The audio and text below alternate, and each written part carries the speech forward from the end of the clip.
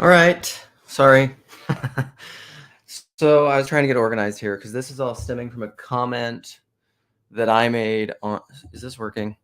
Can people hear me? There's only one person here, but tell me if you can hear me.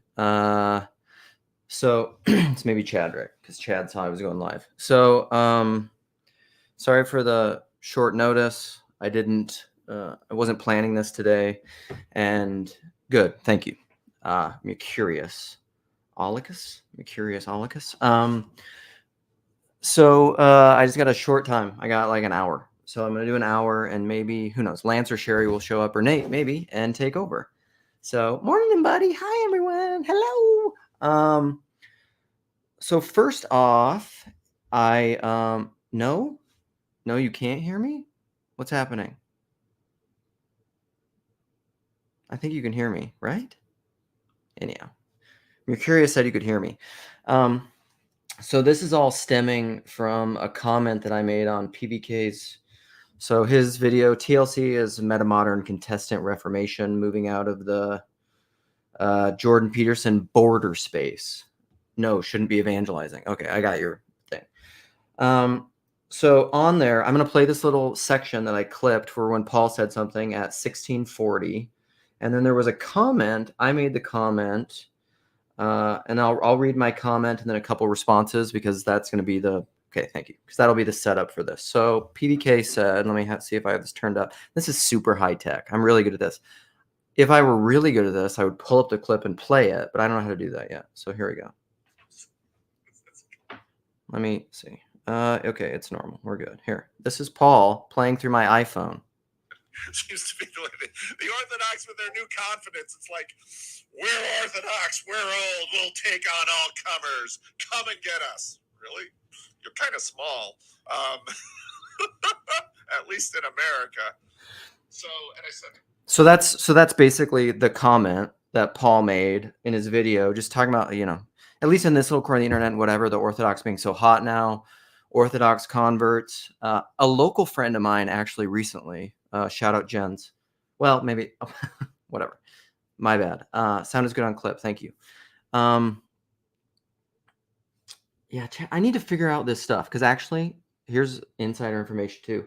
I'm going to make a go at having like a podcast. I think I'm going to continue to do this simultaneously, at least for now, on Grail Country and my channel. But then I'm going to make some specific podcast content. It's going to be called the Person Podcast, and some specific, topic related things, and then probably interviews. And so I need to get better at all this tech stuff. I have people helping me. So if anyone wants to help me with that, fantastic. My boy Lance is helping me. So that's all good. But he was saying, my local friend was saying that he recently has encountered a friend who's like from the Jordan Piper Gospel Coalition, Young, Restless, and Reformed thing, who converted to Orthodoxy, who's now in like his rage stage Calvinism Orthodox phase. So he's like hardcore ortho bro. And he just said he's like a radical zealot, like convert everyone to Orthodoxy, like that kind of a thing.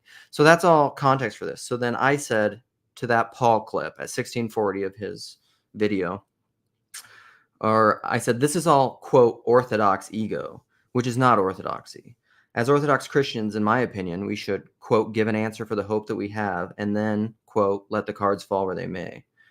Tell the truth, parenthesis, our truth, witness what we see and hear, in parenthesis, with integrity and give up control of the results. Because we need to repent of the fear that came from eating of the tree of the fruit of the tree of the knowledge of good and evil. Stop judging, start forgiving. And then there were some replies to that. So my boy, Butterbob Briggs, who's often in here, he said, I think bringing what we have as Orthodox to the table as a presentation to the group is what we should do. Everyone else has the same opportunity to present their beliefs. I'm not trying to convert anyone, but I'm not going to water down my beliefs to prevent someone from being triggered. I'm a hopeful universalist, not dogmatic, so when I compare my orthodoxy to someone else, it is not a judgment on their salvation. Fully agree. Orthodoxy should have had a seat at the table long ago in the West, I'm assuming. We have a lot to offer our brothers, and we have a lot to learn from our brothers. So, Dude, McMo, if you do, God bless you. This is the thing. I want to hive mind. I want to use the flotilla to help me. So if anybody wants to help, cool. Because I'm not good at any of this tech stuff. I don't know what I'm good at. Rambling, just speaking my mind. But I need to get better structure to help. Because some people need more structure. So that's good. Mark, what's up, buddy? Okay, back to my comment. So this is what Butter Bob Briggs said first. And then I said, amen. We have such a knee-jerk response to someone presenting their ideas as a judgment against ours. I think this is the fruit of the exclusivist religion of the right side of history and the either or, comma, forever, quantitative time, exclusivism, aka ideological tribalism. I wish we would stop this. Now, in that, though, I think we can judge spirits. I think we can discern the spirits. I think we can judge powers and principalities. I think we're actually called to as human beings, but I don't think we're meant to judge persons. I think that's God's job. Like deciding who's in and out. That's God's job. And we can maybe exclude, there can be heresy. This is my ongoing question of what is heresy with the hope of future inclusion, because that is the traditional biblical motif. Now, this cat, Quintessential, said this. Great thread. Asking for your anecdotes if you're willing to share. Is there anything that would have stopped you orthos from becoming Orthodox? I'm going that way now and looking for every way out, LOL. I was raised small town Midwest, Baptist, left it all for a decade, got a big job in the city. Got a big job in the city. Working for a man every night and day. Came back into small church, non-denom life. Rediscovered meaning and am now 3 months into liturgies after studying and slowly discovering Orthodox teaching over 3 years. My concern is, am I trying to be too universalizing by going into Orthodoxy? If I never turned on my internet, or if Set never invaded my small town, I think that small Baptist church I was raised in would have been sufficient living for an unsophisticated Midwest small town life. But I've ate the fruit, Here we are on the internet paying attention when we have people around us we could be talking with and having fellowship / community with. In a weird way, Orthodoxy is the narrow bottle that you get confined to the further you cyber up and technify yourself, which is interesting. It's the only way to navigate near the borders where the artist in Jordan claims to be. I'm guessing he means Jordan Hall. Hope this makes sense. Talking to a priest on Sunday. I know that's what the orthos say. Smiley face. Just salvaging some internet thoughts last second from this trusted space. So that's the question. Thank you. Thank you, Ron. Also, so that's the main question I wanted to respond here. Butter Briggs said, so this is something I read. I'm going to read one more thing. Well, Butter has a couple comments. Christian was already here. Christian's making comments too. So Butter Bob said, I think you're right to say that without the internet, I would have never discovered Orthodoxy. Looking back at my journey 3 years in, the thing that would have stopped me is this. If you live outside the major metropolitan areas, you're likely far away from a parish. This is a bigger problem than you think going in as a newbie, especially during Lent. Orthodox Christianity does not stress, quote, believing a bunch of propositions as abstract mental assents, although believing the creed is necessary. Again, what do you mean by belief? And is that belief in a literal, propositional way? Because what does that mean? Literal versus actual, which I'm going to talk about. But it's like belief in actuality, belief in the fullness. Were, are, will be, are being, all that stuff. Belief is all of those verb tenses.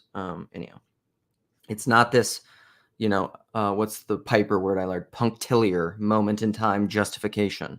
That's not an Orthodox understanding of justification. So that's not the focus of your spiritual journey, believing the creed, whatever. It is participatory and embodied. The doing is what leads to the believing, not the other way around. Yeah, those lines are tough. Liturgy is work. Giving alms is work. Praying is work. But while doing these things, the true belief is infused by the Spirit in a way that is natural. Salvation is in communion. The Trinity is communion. The saints and the earthly church are in communion. Christ, in his incarnation, communes human nature and divine nature. All that to say, Orthodox Christianity is not a head thing. It's a taste and see thing. And you can best do that by being physically present. I honestly struggle with how far I live from the parish, but if guys like me don't sacrifice to grow the church, it won't grow. It needs to grow because American Christianity needs to hear about the form of Christianity that is ancient, but not Roman Catholic.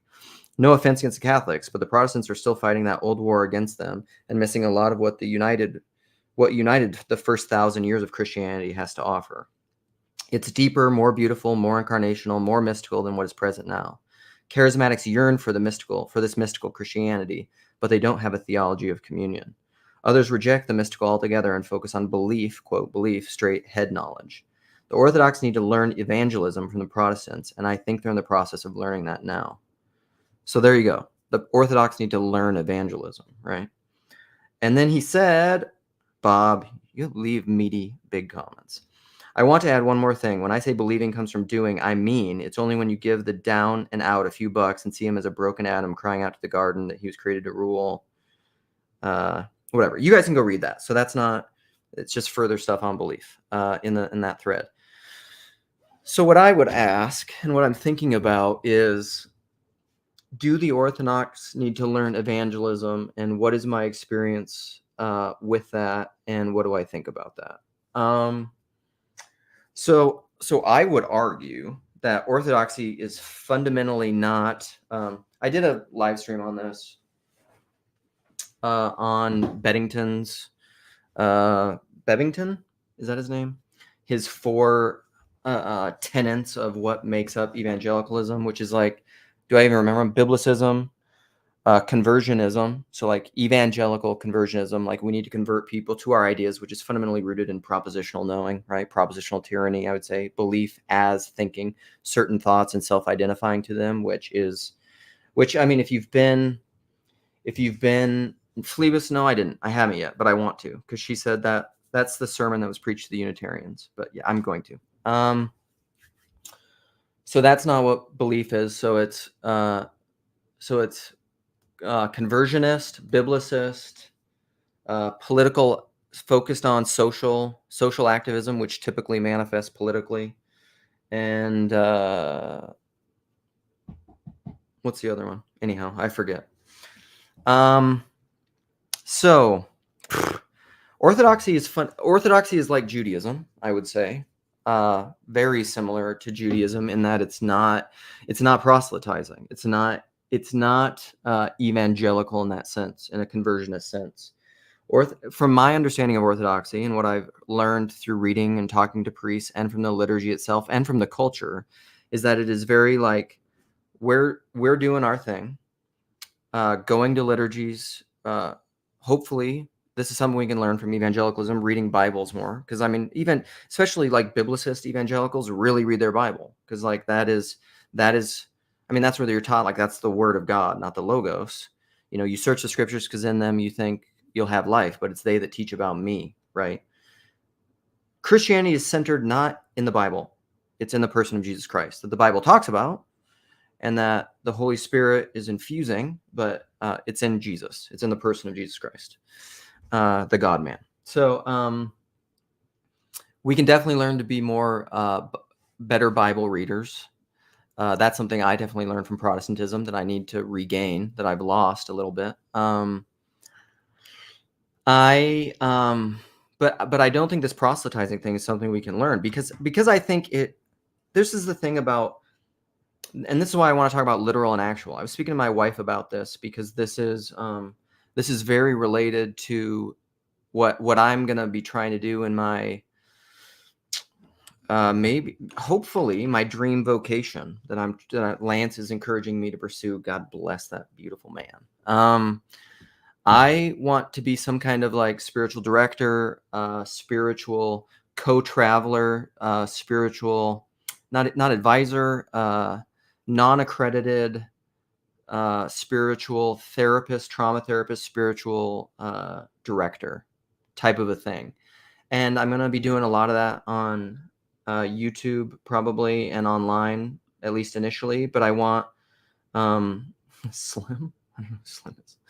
And at least online and networking and connecting to people. But then I want to do a lot of that locally, because I think it's bridges to meaning, bridges embodiment. I'm a huge local person, ironically, even though I'm present in TLC. I'm a huge localvore when it comes to food. I'm a big local person. I think localism is despite all our technological garments of skin that allow us to spread our consciousness and our persons broadly, our body is the limiting reagent, to bring in a chemical term that demands to be where you're planted, to love your neighbors and your enemies, which in their fullness are seen in their embodied life locally with you, even though this can be a good, I think. And so I'm trying to not either or those things.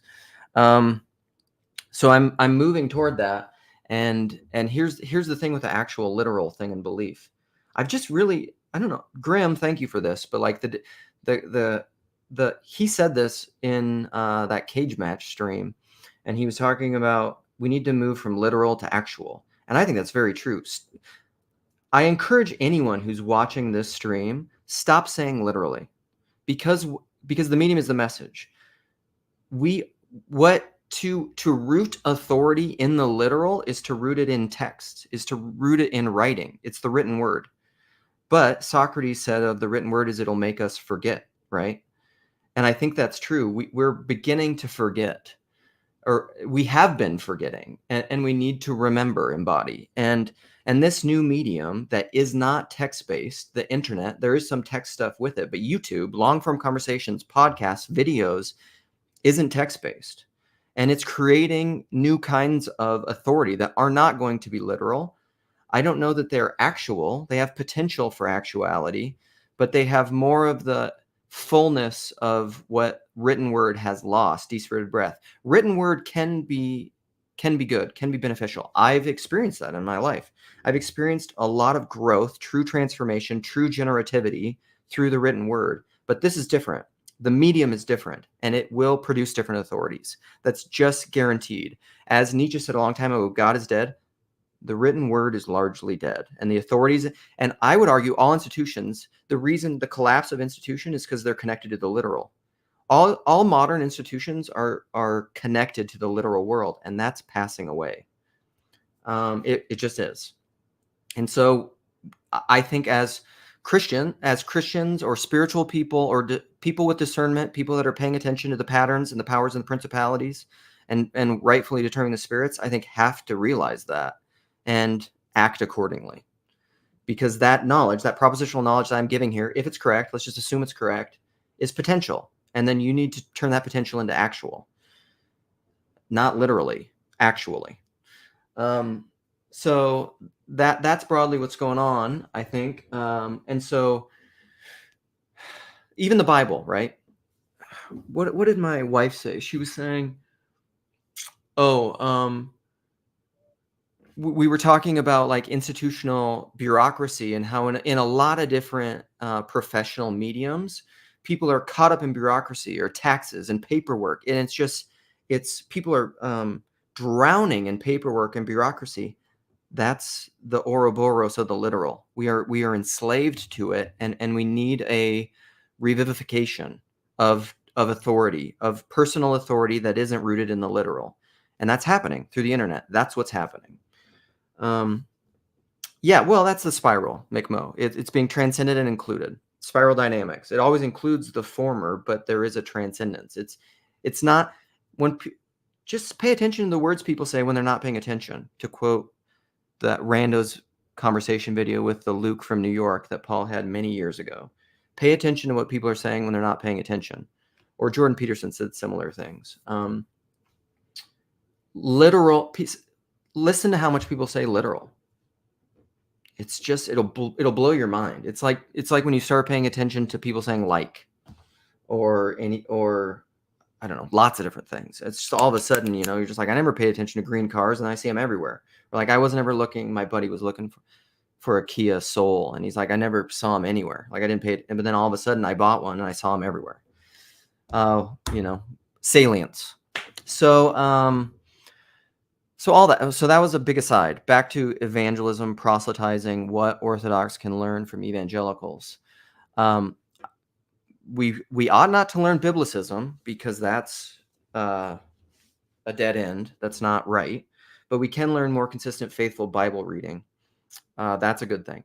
I don't think we should ever learn proselytizing, because I think that's a misjudgment, a misapprehension of how belief works and what a human being is. That's just not how it works. All you can do is, like Bob said in that, what I think what Bob and I both said in that thread is true.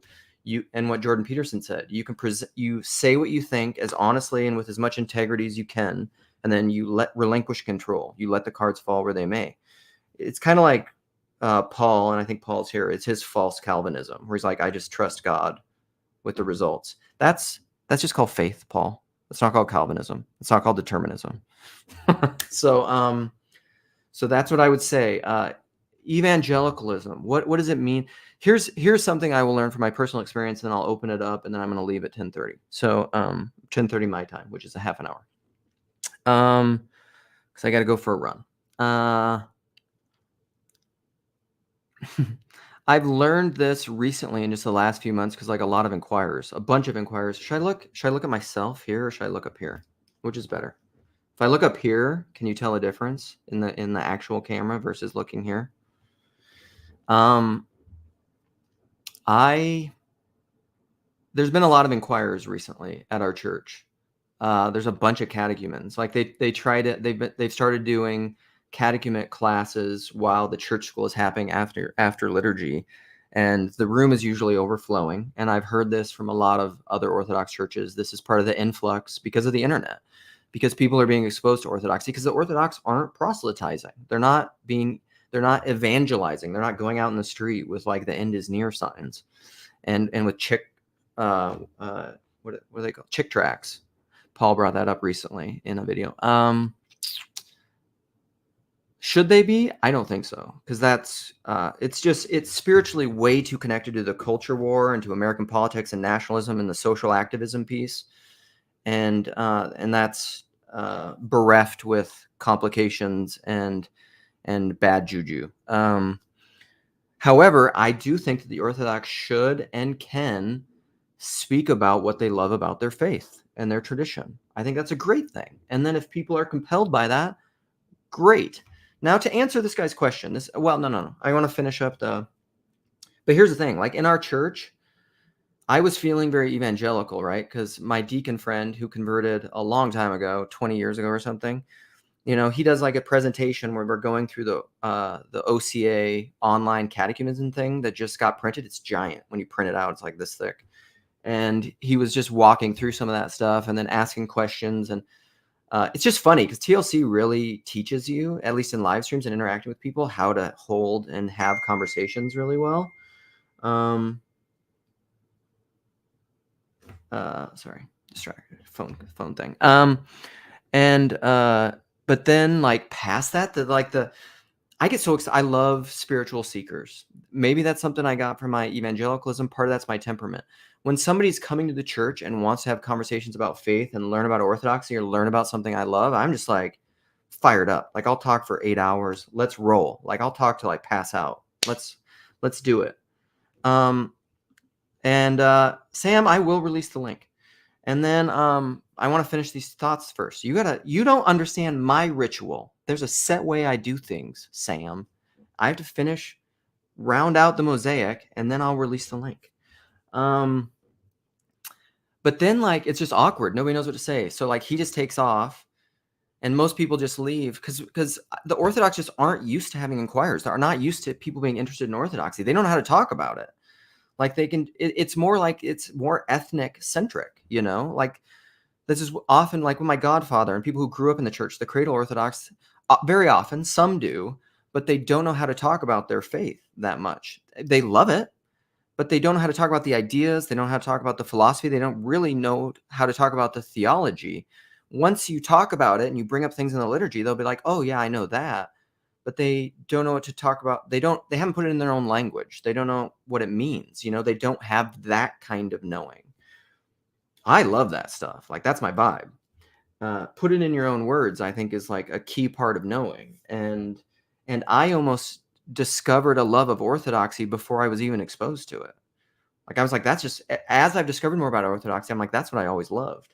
So So I'm talking to these people a lot. I'm sending them I give them my email. I'm like, I would love to talk to you. Like, I'm game, because the Orthodox, I think they don't know how to do that. They don't know how to engage people who are in an excited way. And whether or not you have to be excited is another thing, but I don't think they're very good at engaging with people who are interested in the faith, because they're just not used to it. So that is something we can learn. For people that are interested in Orthodoxy, we need to learn how to engage them, not proselytize them, but engage people who are interested. And I think I was going to say something else, but I'll just stop there. Here we go. So there's the link. I don't have a lot of time. Like I said, what else was I going to say? I was going to say some other thing, but I can. Is this Jeffrey?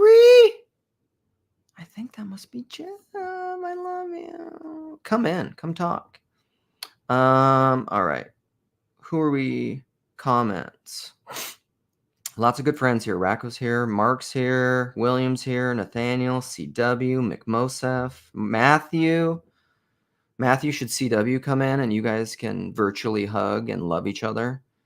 Here's the thing, too, I want to say about that, because Matthew was mad at CW when he jumped on the end of my last live stream. And then everyone apologized, and it was beautiful, and it was great. The last remaining acceptable form of bigotry is against those with whom you disagree. May we be above that, everyone. May we be above that, okay? And forgiveness, practicing forgiveness is wonderful, great. We're learning how to do that. I'm not saying don't ever get in fights, but forgive and grow past it. What up, Sam? I'm coming out the wrong camera. Oh, you have multiple. There we go. Give us some multiple views here. Well, no, I mean, my laptop has a camera and I have a webcam. So that's all that was. Yeah. You can help me with my podcast. You can help me with the tech.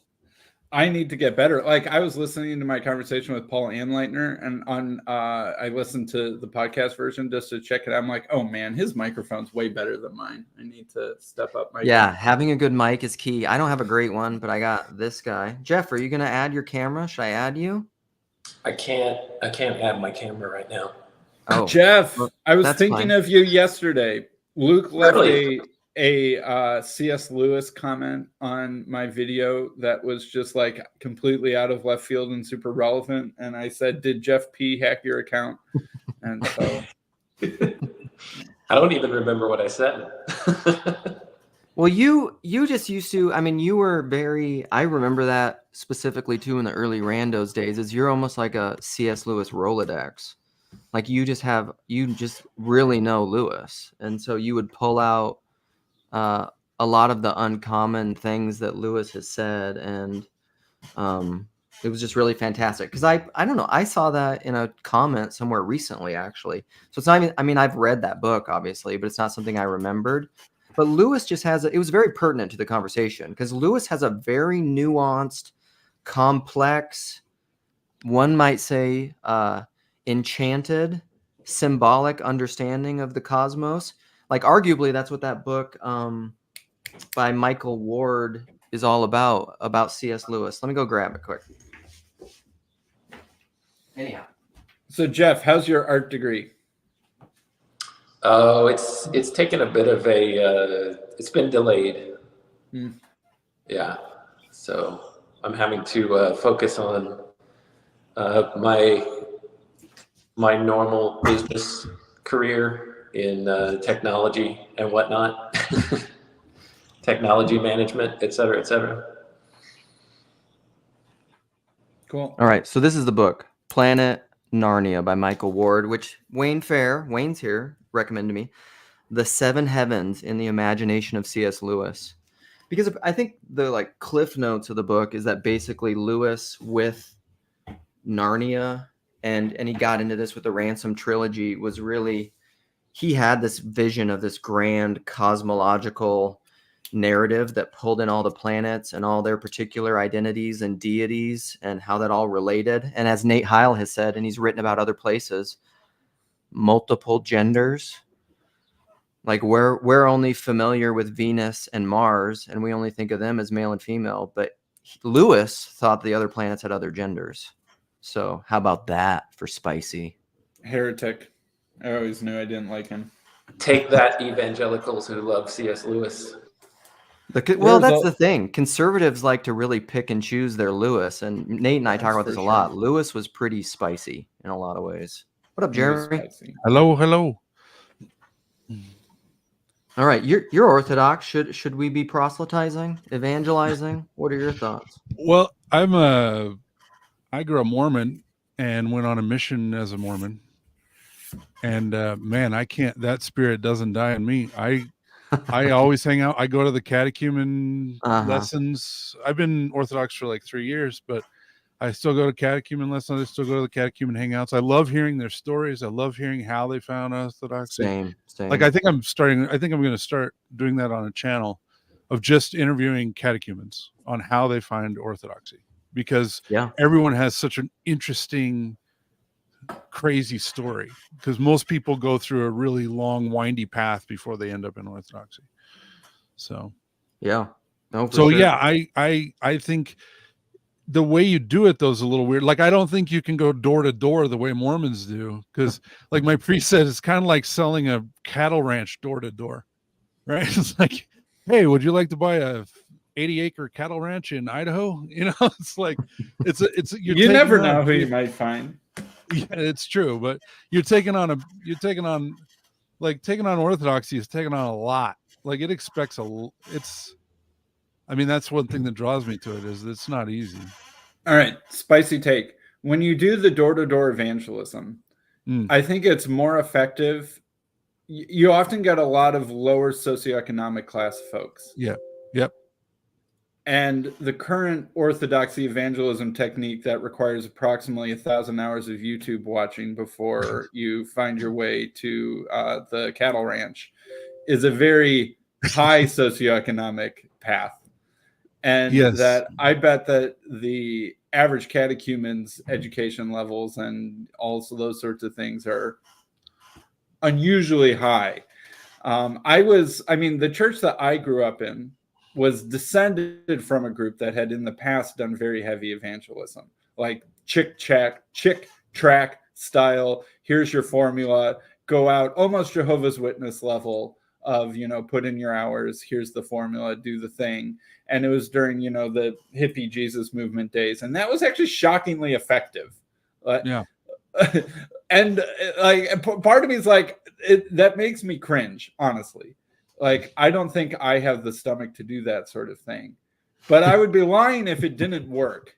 And the reason, like, Jehovah's Witness has a couple million people because of that. Mormonism grows because of that. It's not that it doesn't work. Right. Well, go ahead, Luke. Well, that kind of evangelism might get some people in the door. Like, I want to address this Tayo comment. And I've done a lot of that. Like, I was huge into the way of the master. I did street evangelism. You guys could probably tell from this, like 98th percentile extroversion, 96th percentile enthusiasm. Like, I'm fired up about everything I love. And I like to talk about it. And so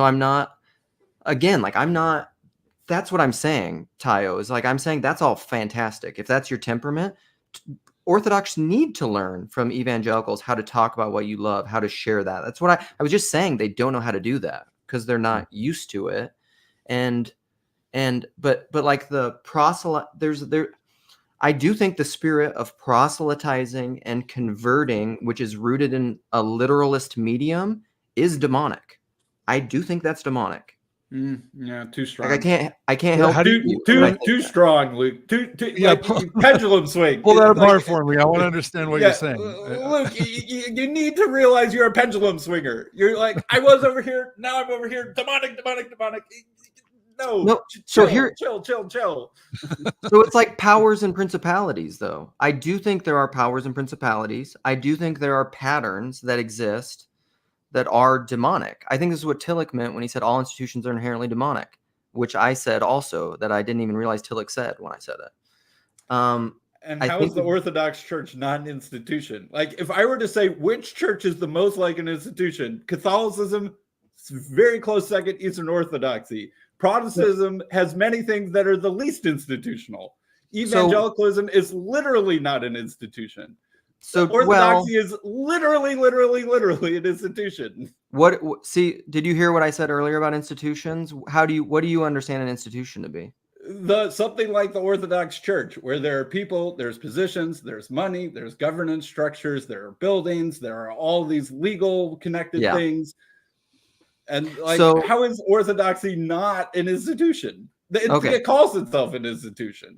Right. So this is great. I mean, we can get some clarity here. So I would, like Rod Dreher said once that I think this was Dreher who said the Catholic Church is an institution with a way attached, and Orthodoxy is a way with an institution attached. I don't know that I fully agree with that. I mean, it's just like yes, I agree. Yep, there's some back padding. I think that, like, even when people will say that the family's institution, fundamentally disagree. If you want to say the family, I'll use an older term, a biblical term, a body. The Orthodox Church is a body. A family is a body. It's not an institution. To me, is fundamentally rooted in the literal. I think they're an emergent thing that came with writing. To speak to your point, Luke, the fact that in Orthodoxy, like when they went to the Council of Florence and came back, and the people heard what they had agreed to, the people met the bishops at the docks and threw the bishops off the dock and said, "No, you're not allowed to come back. Go back and undo what you just did." Right? It's not, like, to me, institutional really is primarily top down. And one thing I like about Orthodoxy is that it's reciprocal. It's a top down and a bottom up. How in the world is Orthodoxy more reciprocal than Protestantism in terms of being bottom up versus top down? Because it doesn't schism over literal disagreements. Because there's a top down enforcement structure that prevents schisms. No, that's the magisterium in Catholicism. I don't think you have that in Orthodoxy. I mean, the reason why an Orthodox church couldn't go its own way is because it's owned by a bishop. Well, right, but that's rooted in a person. Yeah, but the Catholic Church has bishops, and I believe there are also persons. They might be lizard robots, I'm not sure. But last I heard, they were still people. You know, like, the Orthodoxy is super top down. Like, maybe slightly less top down than Catholicism, but like 98% of the way towards as top down as Catholicism.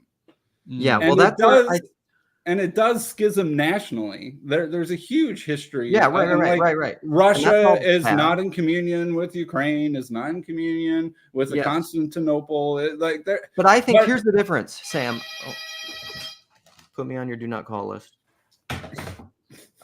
Here's that was great. Anyway, keep going. Here's the difference, I think, between Orthodox.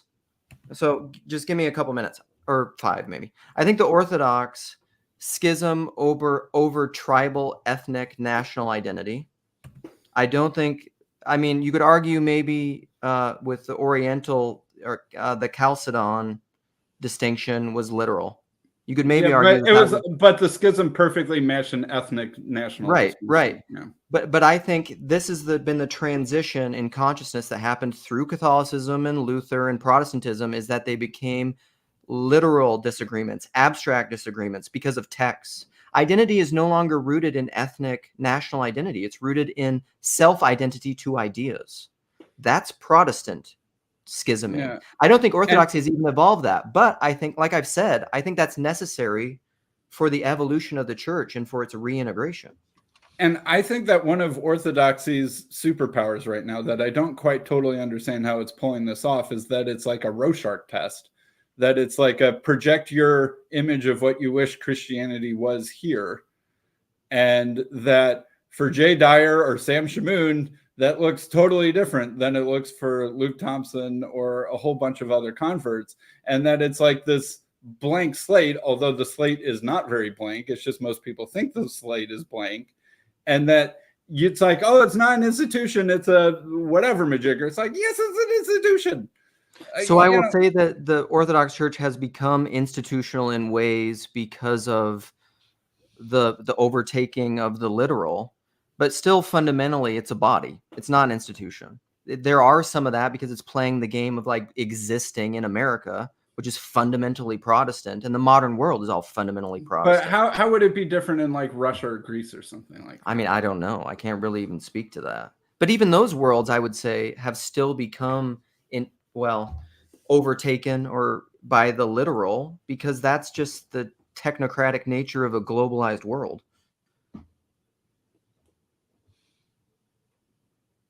So when is this golden age?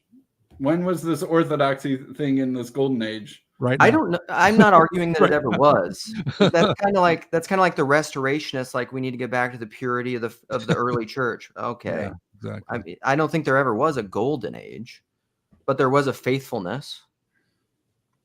I think Orthodoxy needs to learn faithful innovation. This is something that I don't know.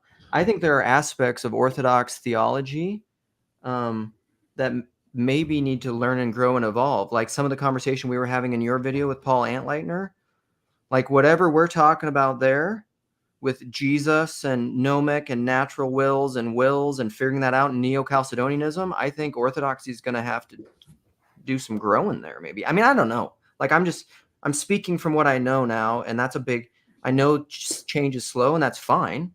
But like I said earlier, for martyrdom or whatever, I think people need to speak the truth of what they think and then submit still to the larger body. And if you're wrong, be willing to die for being wrong versus schism.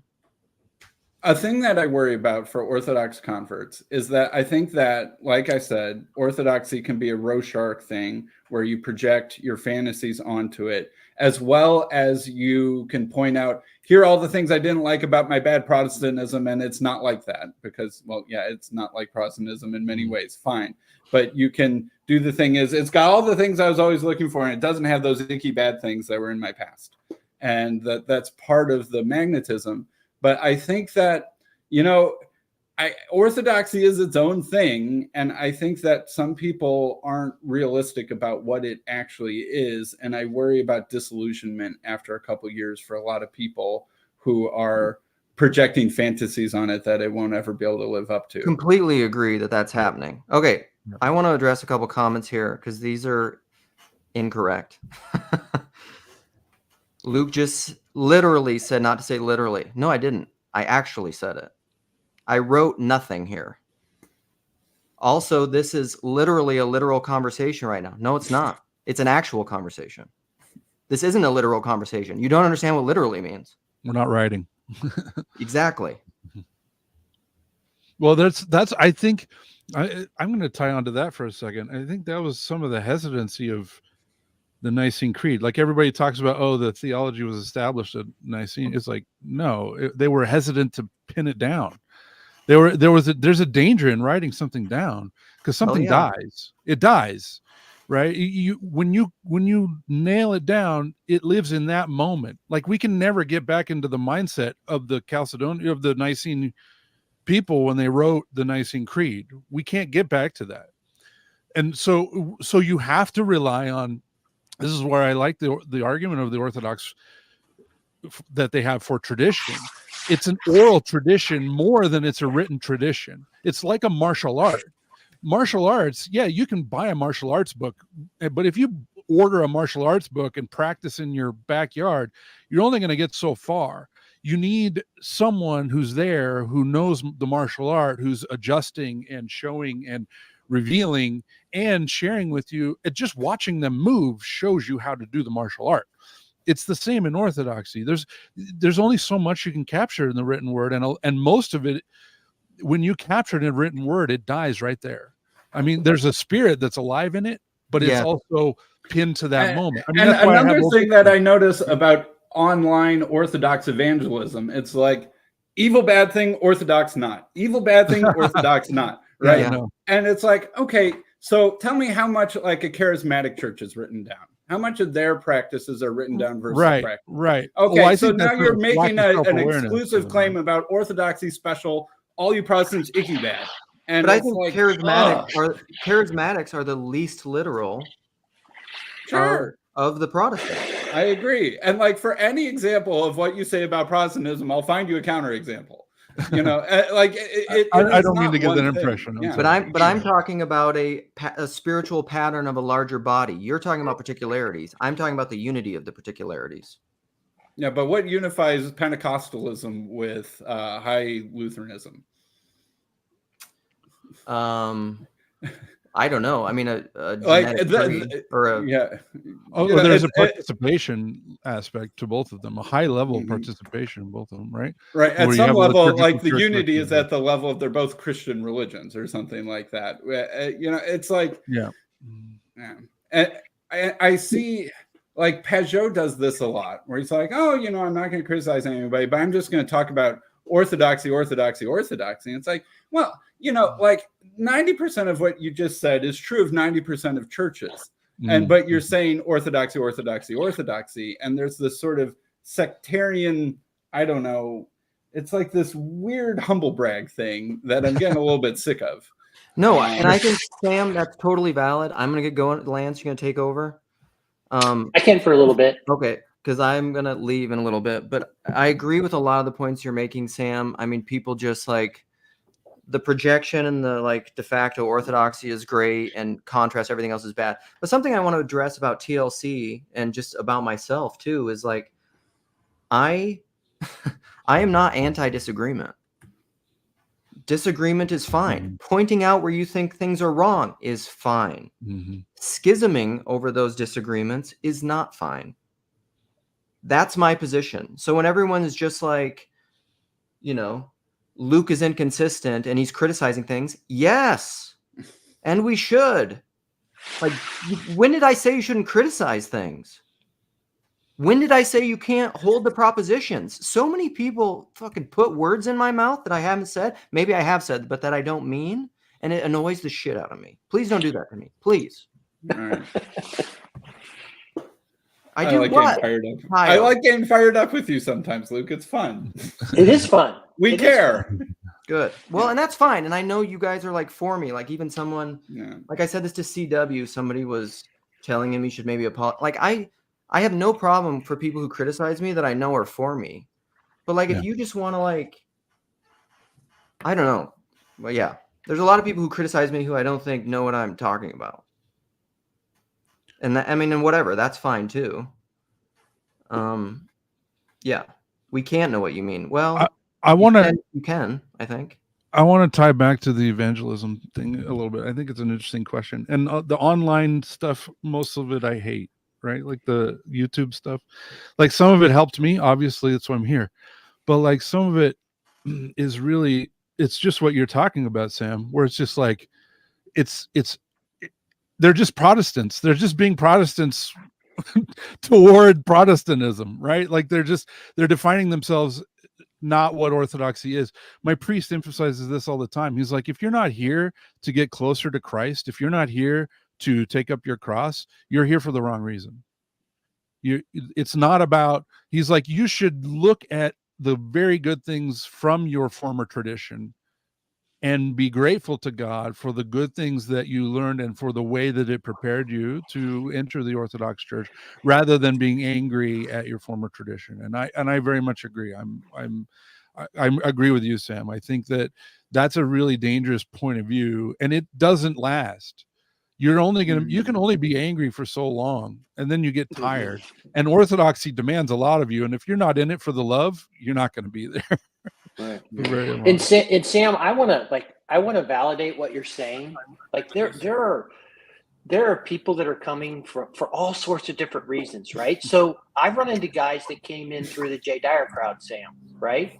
So that's that very much young guys that's kind of the ethos they're coming in with. Chad just had a wonderful conversation with Marielle, who, if you would see, she came in it was almost a mystical sense thing. Like, I mean, she was just kind of overwhelmed by it. The thing is, like, the things I know right now, like, I'm telling everyone, like, I mean this, Orthodoxy is not the answer in America. You know why? There aren't enough of them.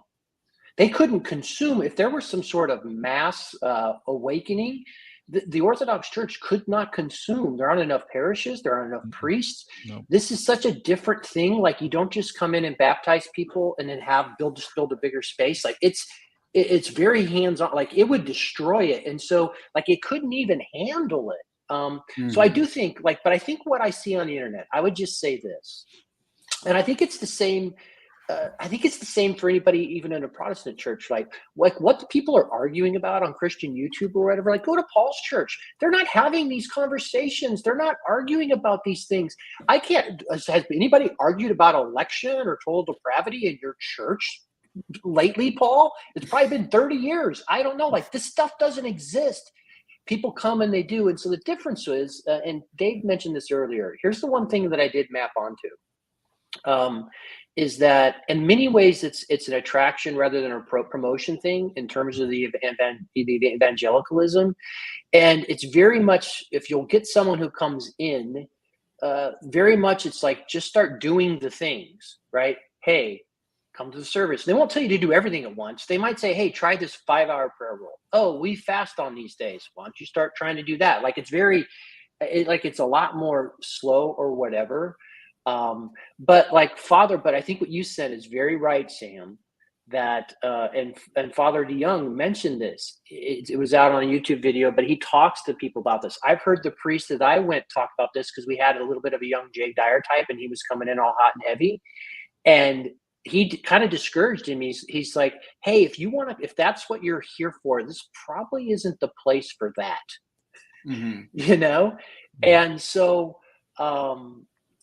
almost the slow burn to get in, the year to 2 years waiting time or whatever, kind of figures all that stuff out. And like my Orthodox priest said, if you're here because you think this is not going to go woke, don't come here for that reason. Like if you're here because, all this other sort of stuff, like you have to be willing to want to be a person who follows a prayer rule, prays the Jesus prayer, wants to fast, right? Wants to participate in these services. If you don't want to live the life, why would you even come here? So, but I think what you're saying is very valid, Sam. Like I'm not. So you're seeing that, and you see that like that exists. I think part of a pattern that I'm seeing, and I sympathize with this a lot, is that I think that Western culture has severely alienated the last couple decades of young guys. And made them feel detached and in some sense almost even rejected or scorned by their own culture and tradition. And that is a really hard thing to go through. I think I kind of felt that, but I think I'm a little bit older than like the generations that have felt that heat the strongest. And so it creates, I think, a sense of wanting to find a culture and a tradition and a history that will let you in because you're disjointed and alienated, sort of, you could say, from your father. And I noticed this pattern in Peugeot a little bit. Like one curious thing about Peugeot is he's got a weird sort of anti-Americanism in him that is a little quirky and it rears its head sometimes. And, America is Babylon the whore and yada, yada, yada, yada. The spirit of Quebecois. Yeah, right. He feels a alienation from America. I mean, obviously he's Canadian, which is also part of it. But he lived in America for a long time, and I think he lives here now or kind of does. And I think I'm pointing out Peugeot because I think that he's sort of a pattern for this. It's like, well, it's like you're trying to find a father who will love you in a way that your father didn't, or something like that. And your father can be your entire culture and your history going back to, whenever, because fathers sort of represent that. And I do think that that's part of what's going on with the Orthodoxy thing. And I sympathize with that. But I also worry that it's an unstable pattern of not being integrated with your own father. And that I think that the healthier thing is to rescue your own father from the belly of the whale, even if the devouring mother is trying to prevent you from doing it or something like that. So I'm excited for PVK's take on the catechism. That is PVK's father belly of the whale rescue. And I'm excited to hear it. So Sam, I want to tell you, so I'm the guy who greets people. That's just who I am. I can't get that Protestant if somebody's new there. But I also know the young guys, they're gonna, I'll tell you, this is amazing. It was JBP, Peugeot, Dyer, or there was something, they were engaged in that. Here's the biggest threat I see in them. The call to adventure and the difficulty, the difficulty of it is what they're seeking. And then a lot of the women that come, Marielle's conversation with Chad yesterday, if you want to see why are women coming to Orthodox, and they are too, right? Her story explains it. And it's much more the embodied, the feminine, you know what I'm talking about? So that you see that in them. And here's the other thing, which is shocking that you see going on, particularly in the Antiochian church. They are booming with young families. Like Chad even noticed the one he went to, like the demographic that every mainline Protestant church is dying to have is booming with these young families that are coming into this. And they don't do the thinky, talky stuff that we did. That's not why we're here. It's really interesting. But again, I would point out, like, the Orthodox Church couldn't handle a mass conversion in America because it's too like. So I'm not telling people like I'm thinking like Sam, like everyone has to become Orthodox. I mean, I found my way in there, and I think it's the way I express it. But like, I mean, there's no way it could handle a mass conversion event. It would just be nuts. We're having a combined baby shower for 5 mothers tomorrow. and my parish isn't big. I mean, it's pretty big. It's pretty big for North America. We have between 300 and 400 people every week. So but 80% of our catechumen, we have about 50 catechumens. 80% of them are young men under 30, single men under 30. But to Lance's point, the other demographic coming in. So I started, my daughter is still not Orthodox. My wife is Orthodox. She joined about 6 months after I did. But my daughter kind of got turned off a little bit because of coffee hour talk, listening to young men talk about the church. She was not about it at all. And my wife realized the mistake and was like, don't listen to those guys. Come with me. And she started taking her to the women's activities. And it's what Lance is talking about. It's a much more embodied and a much more present and a much more, and then there's a few women who have had mystical experiences of the divine liturgy, like seeing that everyone who's on the wall is also there and sharing that with women. And it opens up a whole different layer of spirituality to my daughter that she, I raised her in a religious home. So she didn't even know the gospel. She didn't know the gospel stories. And so we've been reading the gospels with her and learning about that. But at the same time, she's being exposed to women in Orthodoxy, and women coming to Orthodoxy is very different than why men come to Orthodoxy. It is night and day. Although I would say one theme I've seen, Jeremy, that, because again, I'm being TLC wherever I'm at, right? So I'm asking the questions, what brought you here, right? Because I'm always curious that story. Yeah. The other theme is that you'll see this across the board. This doesn't break down by gender. Is the shallowness of a rock concert and a TED Talk sermon. They just don't want that. Mm-hmm. Like, and I think the relevance, that's what Jordan Peterson so eloquently, like when he said it's not about guitars and hippies, it's about pick up your cross, and that whole thing he talked about trying to be relevant, that whole relevance movement, the seeker movement, it's dead. Like there are people who still show up, but I'm just saying that thing's not going to be around in 100 years. I promise you that. After we had been going to church for a few weeks, my wife said, we were walking on a church one time, and she said, if Christianity is true, that's what it looks like. And it was a very different experience. The word grim used. So here's the thing, and I got what he meant to it when he boiled it all down, when he went through going to the Orthodox service, is he saw reverence. He goes, if you want to see what reverence looks like, that's what it looks like. Mm-hmm. And I think that's that thing that I felt, Jeremy, and I think that's that thing you're pointing to. But Sam, you had made a comment. Here's the other thing, which is absolutely true. You know who really fits well in Orthodox churches, Sam? Charismatics. Mm-hmm. Yeah, but so I mean, I'm hearing the thing a lot of, well, I'm not going to speak for everybody. I'm just going to speak for Orthodoxy. Reverence. Okay, well, like, any church has reverence. Let's be perfectly honest. Well, we're not. But that's not what I was saying. Yeah, I know, but it has a certain effect when you do that pattern over and over and over and over again. People take offense to that. That's on them. It's not on the reality of the fact that, because like, so what is meant by that? Like what I was struck by was my first service I went there, the Maiden service.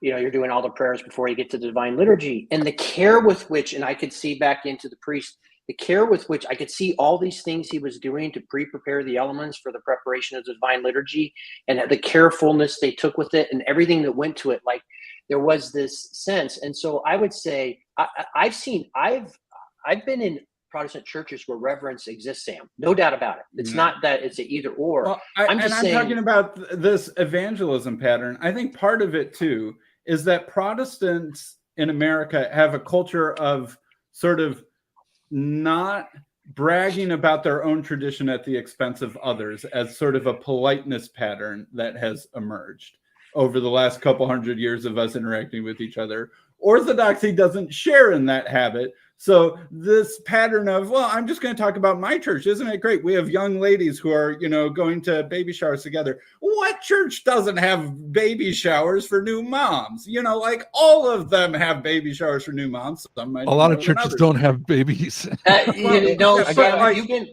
know, but it's the pattern of, I'm just going to talk about my Orthodox thing. We have this great thing. Maybe you do, maybe you don't. But like Protestantism has this habit of, you don't brag about yourself in that way. Orthodoxy, especially online, doesn't have this habit. And that's part of like this weird, slightly dishonest evangelism tactic that online Orthodoxy is doing. And I'm getting bugged by it. Well, I get it. But I think you're being honest, Sam. I think it's bugging you, and I would push back. And again, I'm validating a lot of what you're saying. And my best friends are still out in Protestant context, and my disciple leader, like I would call him my spiritual father, is still a charismatic house church pastor. Rob Hole, the fireman chaplain out of Kansas City, right? So I haven't lost all that respect and so on and so on and so forth. But people talking positively and enthusiastically about what they're experiencing doesn't have to be felt, the same way that someone talking positively, like Michael talking about positively, enthusiastically about his experience at his church, doesn't need to offend me. Both things. Right, but true. You could talk about your positive experience in a way that's inclusive of the other groups. Or you could talk about your positive experience in a way that is exclusive of your own thing. Fair enough. Yep, fair enough. And that's sort of... Oh, sorry. Go ahead, Chad. I gotta say it, and I gotta get back in there. I gotta put tile on the wall because I'm going to a men's retreat this week, and I gotta hurry up and get done. Sorry, I'm gonna be an asshole and butt in because that's what. Do only Lutherans do men retreats, Chad? Is that a unique thing of the Lutheran Church to do? It has nothing to do with the church. I'm going with a bunch of. You see, 60... you see, Chad's doing the Protestant thing where you don't, humble brag about your own unique tradition at the expense of the other ones, even though all the other ones do the exact same thing. Oh, he's gonna humble brag on 12-step program. I'm going to a sponsorship retreat this weekend with 60 men, and Lance was there with me last year. So, anyways, no, I have a prediction about. Now it's probably because I'm not a facts guy and kind of dumb, but this prediction is about the booming of the American Orthodox, right? So let's say that there is like this like overwhelming flood of people, kind of like what I saw in Indiana, which it really was, and they are actually raising money to build a new church. But what I think is going to happen, first of all, they're going to have to the new members are going to have to be willing to kick out the money. And so that's a big thing. Now, let's say that they do end up kicking out all the money to build all these new churches and new seminaries, whatever the hell they have. And then they build and they get bigger and they get bigger. And then what I think something is looming in the future that we can't see. And what we're going to end up seeing is something like what happened in Canada, where the Canadian or where the Catholic, whatever was that, Quebec or whatever, that whole Catholic city just crumbled. And you had all these empty churches that are still there now. And I think that, I don't know why I think that. It's just a weird prediction. But what do you guys think about that? They're just going to have this total flood of people. They're going to, maybe if they can get the money together, build all the churches, maybe build the churches. And then in 20 years, 30 years, we're going to see empty buildings. Okay, gotta go. Guess one. Orthodoxy is going to boom differently from evangelicalism, and there's going to be trade-offs in there. Evangelicalism is built to boom. Orthodoxy, it's got way more things slowing it down.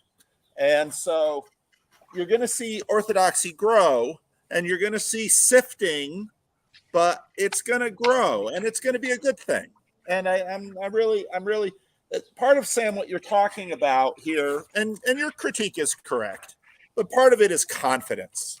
The Orthodoxy in America has confidence right now, and God bless them. It's good that one of the Christian groups has confidence, because Protestants, of course, are all over the map, and Catholics sure don't have much confidence after the collapse they've had in the last couple of decades. So we need a part of the church right now with confidence. And so I say, God bless the Orthodox, because they got it right now. So you guys go. But we also know that confidence usually sets us up for correction, and those will come too. But I don't think Orthodoxy is going to boom in the way evangelicalism does, because it's just not built for it, because they have too many. They've got too many things built in that are cautious. And although what Chad just said is right too, if to the degree that Orthodoxy is going to be able to continue to scale, its people are going to give, and they probably will. In some ways, I see this in Christian Reformed Church history. The Christian Reformed Church had, before the Second World War, they had desperation, because they were just, along with all these other little immigrant ethnic groups, trying to keep the one true church, which was the Christian Reformed Church, because the Reformed Church in America was obviously, apostasy. So we were trying to keep the one true church on God's earth, and it was only in America because Netherlands was going to hell in a handbasket, and so we got to do it. And so the Christian Reformed Church just built schools and churches, and then after the Second World War, we had all of those good habits ingrained in the community, and now suddenly we're part of a bigger thing. And so we had the baby boom, and so we were building churches like crazy, and now come the 80s and 90s, we have the collapse and the loss of confidence, and that's a cycle that things go through. And so, I think, Sam, everything you said in terms of your cautionary tales and your observations about especially online Orthodoxy, I completely agree. But it's like, yeah, that's part of the cycle. And so we'll get to see how Orthodoxy, because of some of its uniquenesses, sort of handles this American experience. And to me, the bigger, more interesting conversation is the fact that what we're seeing now is, in some ways, the end of the protest. I love how Chad said it, the beginning of the contest, where we're not protesting. Now we're competing a little bit, but it's, especially I think in the TLC, it's a friendly competition. I love house churches. I love Pentecostals. I love all of these guys. And so, it'd be fun to have Lance still doing his house church thing, but clearly God called him to the Orthodox, and he's a contestant now, and Jeremy's here, and we've got Jonathan Pajot, and gosh, this is fun. If you're the kind of person that can sit down with a board game, maybe a really contested game like Risk, or a computer game, and you can sort of really go at it and enjoy kind of going at it, and at the end of it, just say, Lance kicked my butt, but boy, that was a good game. Let's do it again. I mean, to me, that's what we're doing. And I'm just happy to see Orthodoxy. I'm happy to see a confident church on the American stage. I'm happy to see people joining it. And I'll cry with them when they discover the sins that have crept in their confidence. But it's wonderful. And I praise God for it. And Paul, I think what I'm going to see, Sam, I think you're probably already seeing this, because I saw this for the past decade anyway. I think you're going to see a move in Protestantism, even whether that be at the house church level or wherever, towards a real presence Eucharist.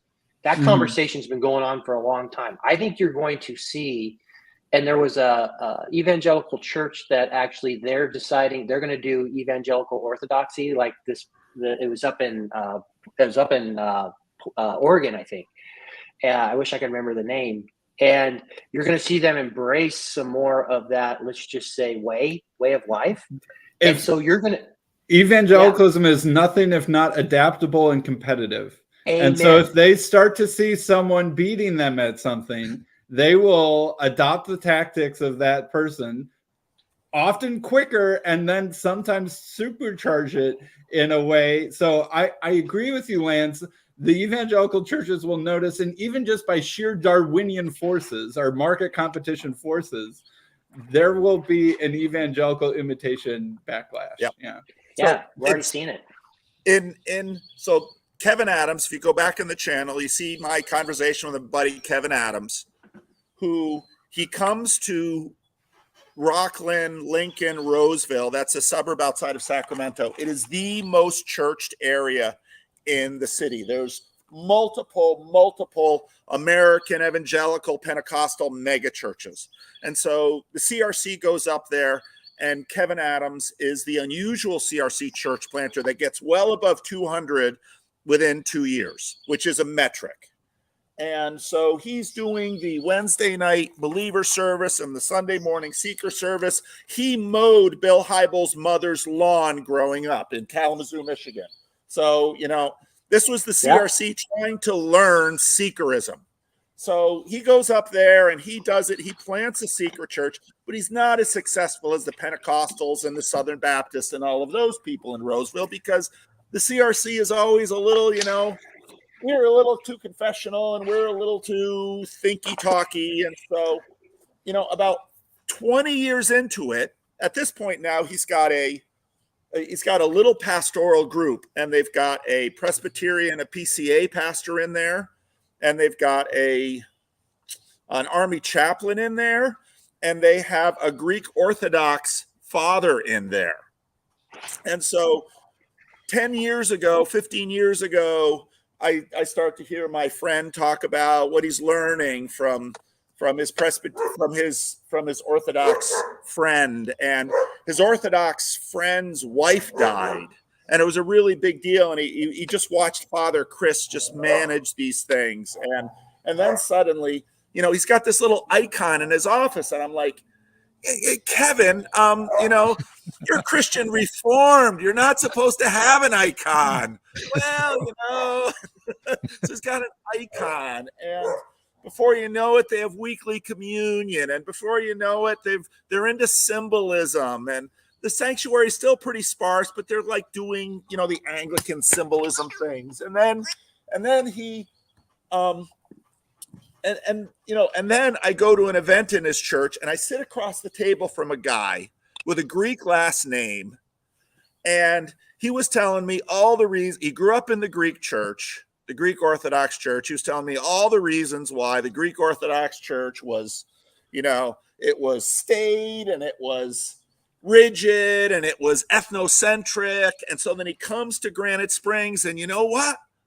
This is, I could understand it, because of course Kevin has taken all this Greek Orthodox stuff in, but I have a personal relationship with Jesus now, while in the Greek Orthodox Church I grew up in, it was all staid and formal and everything. And so I just thought, yep, this is what we're doing with Pluralism Church. And, I think you're exactly right, Sam. If there's anything about American evangelicals, they're going to look over at the Greeks and the Orthodox, and they're going to say, I'll take this, I'll take this, I'll take this. Now, but really not that and not that and not that. Yeah. Yeah, they'll really screw it up in some ways, but there'll be some really someone cool will get it right, and then the person who gets it right will get attention, and that'll be copied. Yeah.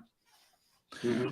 I was talking with Karen Wong, and it was a while ago, but she was saying at her church, and she goes to what would be called a mega church. She goes, it's like 5 campuses and, several thousand people body. And she said they just started experimenting on Sunday nights with getting together and praying the Psalms. They would stand and read the Psalms aloud together. And she's like, it's really controversial, and a lot of people are really nervous about it, but every week there's more people showing up.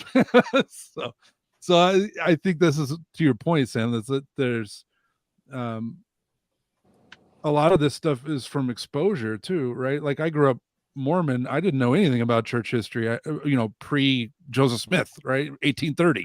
I didn't know anything about the Christian tradition because I was told that it was all apostate. Like as soon as the last apostle died, we were on our own until Joseph Smith showed up, which Lord have mercy. Once I came into the church and got exposed to the Christian tradition and learning about these arguments and these philosophies and how it's had to battle with heresy the whole time and how all this stuff got worked out over time, it like brought a whole new appreciation for the tradition that I had, because all of a sudden I was able to participate in it and feel like I was part of the story. Whereas in Mormonism, I felt disconnected from it. I felt separated from it because it was anathema, essentially. And it's nice to feel that this stuff's embodied and that it has been embodied the whole time. And now I think a lot of Americans are being exposed to that for the first time, because we got too talky thinky. I think also the severing the cord of patrological belonging, sort of like I was talking about. Yes. Like, previous generations of Dutch churches had a sense of hundreds of years of connection through the past. And that you were growing up as part of that. And so it had that multi-generational, I'm the next generation in line to this thing that belongs. And one thing that evangelicalism in, the latter half of the 20th century did was to really sever its connection. And this was very tied with the boomers and the Jesus movement and the not liking your parents' generation, because boomers were that way. And it's sort of, it was the plant with shallow roots that grew up fast and then got burned in the sun because people want to belong to something that's bigger and longer and older than themselves. And Protestantism can totally do that and normally does, but it forgot that kind of its own fault, and it's reaping the whirlwind on that. But, it's like, again, Orthodoxy is not the only, every form of Christianity is 2,000 years old. All of them are the same age. None of them are older than any of the other ones. Stop pretending that you're older than any of the other ones. You're not. They're all 2,000 years old. But stop pretending. But also, Sam, I'll push back. But stop pretending that 500 years ago you didn't throw the baby out with the bathwater with a lot of the things that had been done that you can even see Jesus did, praying the hours. The apostles were going up at the hour of prayer. But 600 years ago, Constantinople got burnt to the ground, and that completely changed the whole thing. And a lot of baby got burnt in that. Hey guys, Luther tried to hook up with the Orthodox Church. They were having conversation. They were leaving the already schismatic Catholic Western Church and trying to connect with the East, and the East said no.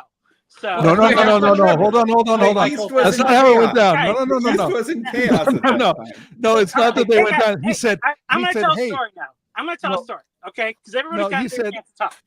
And Luke, and I wanted to talk to Luke, because I'm Luke's real life friend now. So, and that's important to this story, because, he shared the story on Christian Baxter's channel about how he went to the evangelical church with his parents or whatever, and he decided not to take the communion because it didn't mean anything or whatever.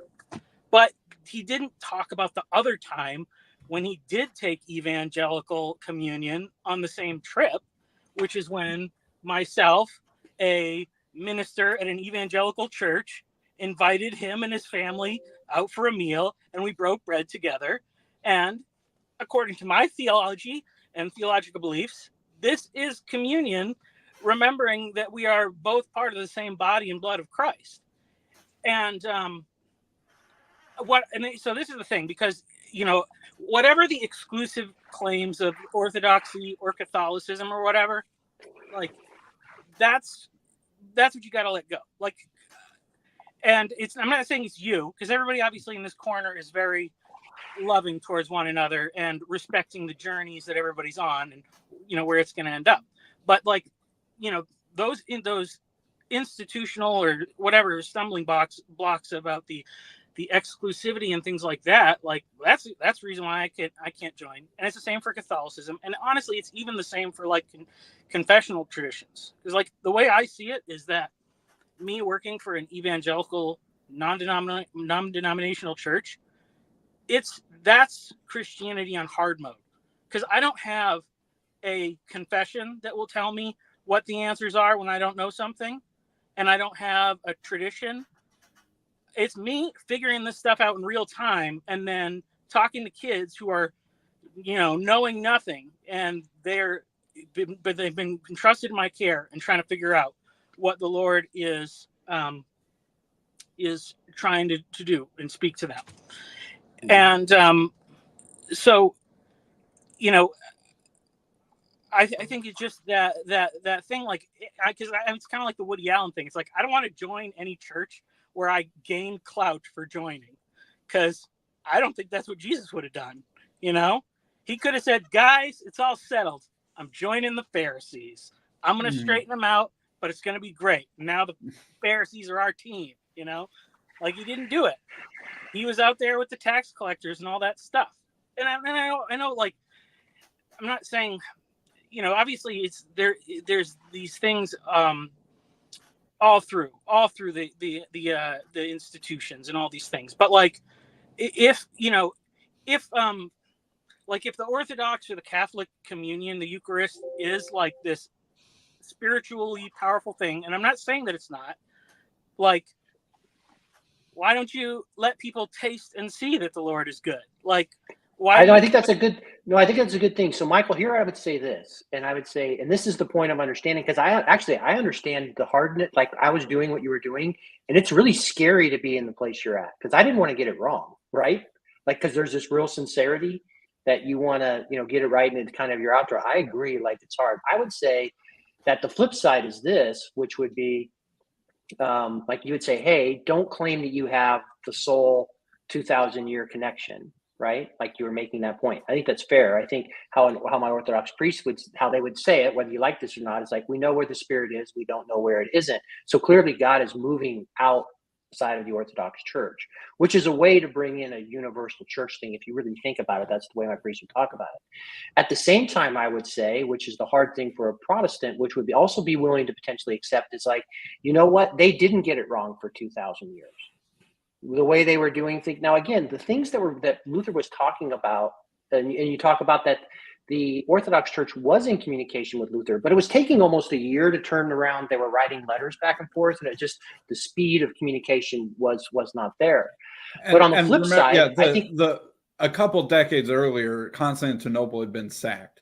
Like, the Eastern Orthodox Church was in complete, utter disarray and retreat and chaos when Luther reached out. So it's important to remember the state of affairs at that time to cut the Orthodox some slack. Absolutely. So I would say to you, Michael, like you and I having a conversation, which is like, hey, are you willing to? So again, if an Orthodox says, hey, Spirit's moving out in other places, I know God's moving, so clearly he's moving out there amongst other churches. You and I would probably also agree that there are certain Protestant churches that you're very scared for the people that are in those churches, because they're being led by someone who is leading them down a path that I don't think is a good path, right? So you would even say there are some churches that you'd be like, whoa, wait a minute, a little scared for those people that are in that church that are being led by that person.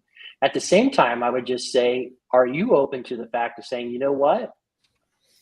Maybe Orthodoxy and Catholicism, the way they do Eucharist and Mass or Divine Liturgy, that is an apostate. Like, they didn't get it wrong. Yeah, I don't think it is. I mean, because I'm like, I think that the issue is that, with these, and it's because there was so much like, I don't see the diversity of these different when everybody says it's schisms all the time. I don't see that as a bad thing. And actually, there's a guy who's he goes to our church. He's a PhD, and he wrote a really great book about it's called Embracing the New Samaria. And he's a Latino guy. He's married to a white lady, and his whole history is about like the good and the bad of like multiculturalism in the church. And basically his study is mostly focused on evangelical churches, but saying like, if any church that stays like ethnically homogenous will die, like, because of just the way that people are so this is just even like in a neighborhood level. Like, we need to figure, and I think it's the same for denominations and churches. We need to figure out the way to value each other's traditions and not want each other to change those traditions. Like the fact that, Orthodoxy has held on to so many things for so long, I think is incredible. And I don't want, don't change your aesthetic. Don't change your liturgy. Keep it. But, embrace that it's not for everybody. And I think that if we can get along in that right way, it would be great if people from, my tradition or whatever, evangelical churches are saying, I understand you grew up in this church, but it's not making sense to you, but maybe you should check out this Orthodox church, or maybe you should check out this Catholic church, because so much of this stuff is personality driven, or, it's based on the experiences. So I want that healthy ecumenism. And I think, the Catholics have kind of knocked it down from where it used to be with their Vatican II stuff. And obviously many Orthodox people are pretty open, but just the fact that there are these statements and documents and things that make these claims of exclusivity, it really, there's certain people that really love, that's their favorite part of the thing. And I think that's right. That's the toxic part of it. And it's also the same for independent fundamentalist Baptists too. Their exclusivities are just as wrong. So yeah, and you pointed out something that I think is really good. So if this even bothered my mother-in-law a lot, because she was interested, then she heard, hey, do they exclude people from taking communion? Said yes. She goes, well, I'll never go to that sort of a church, right? And the fact of the matter is that there's a real reason why the traditions are different. Now, when I took a symbolic communion, it was meaningful to me and sincere and earnest and prayerful. I approached that with a very sincere and prayerful and confessional, it mattered to me. It didn't matter that, but the theology was that it was symbolic, right? But it was also open too. At the same time, I think when you realize, in this was brought up in the conversation with, I think it was in the Rest is History podcast. And they talked about almost the nuclear power of the sacrament. That. So there is this difference in where Paul says, hey, don't come here. This can be for your condemnation. When you believe that you're participating in the mystical supper, that's what it is. You're participating. There's only been one mystical supper ever served. And you're participating. Christ is serving this. You're participating in this mystically. And it is, they don't say how it is, but it's a real presence in the power. And so there's a lot of wisdom around not rushing into that moment. Also, it's about, everyone's sharing the same spoon and the same cup. There's this intimacy to it. And so it's kind of one of those deals and this is why I think it's okay. So for my mother-in-law, she doesn't want to go to a church that has that stance. Great. She doesn't have to go to something else. Right. But that church has a very different understanding what they're participating in.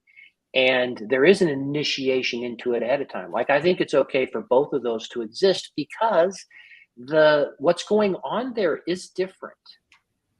Less valuable. Go ahead, Sherry. I just want to point out that in the Orthodox Church, when you want to join, you don't get to join. You have to wait. You have to be a catechumen. And it's not an indoctrination process. It's a process of giving you the necessary time to, as Callistos Ware would say, come into the mind of the fathers, right? And which is what the Orthodox Church would call the Orthodox way, right? So there's a way in which, and a lot of cradle Orthodox don't actually experience this. This has been my experience because they're born into it and then they just kind of go through the motions. But as a convert or as somebody who's coming out of something else into Orthodoxy,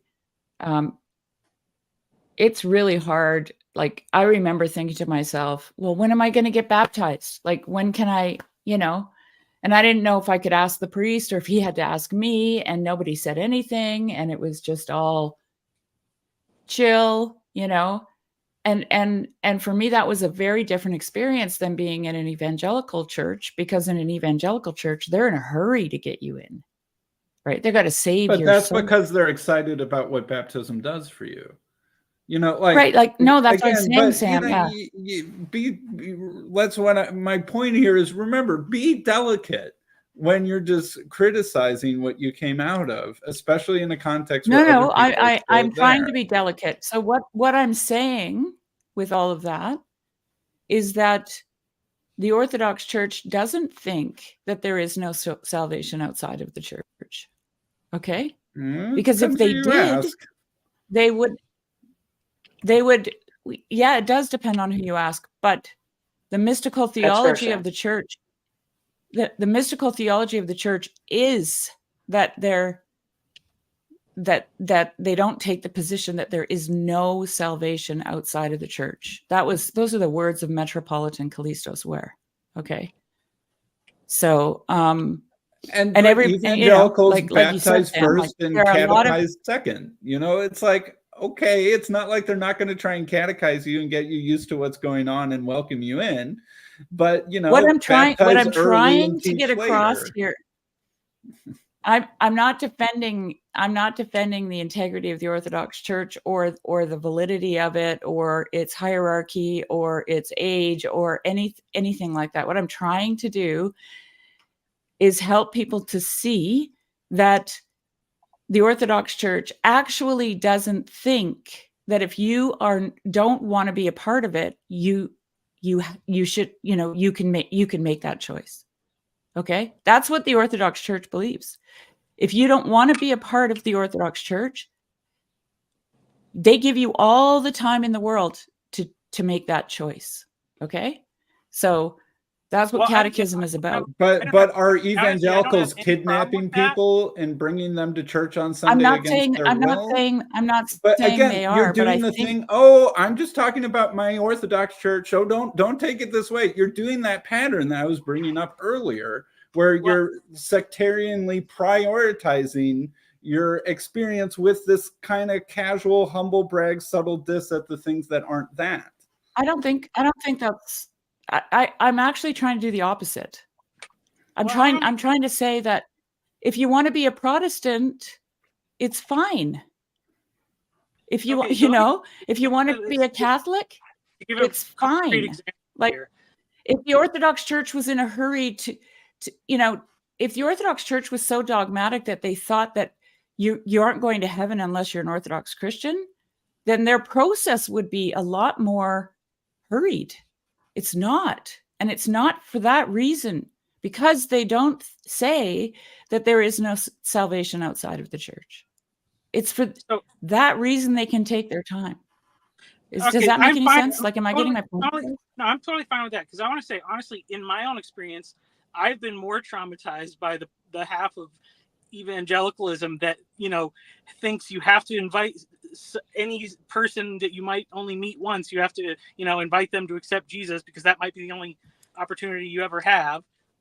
I'm way more like, that's my beef, way more than the long process. And I don't have any problem with, like I was saying, I want the Orthodox Church to maintain their tradition, and I want it to be understood, and for people to whom that is something that appeals to them, to be able to seek that out and go through the long process.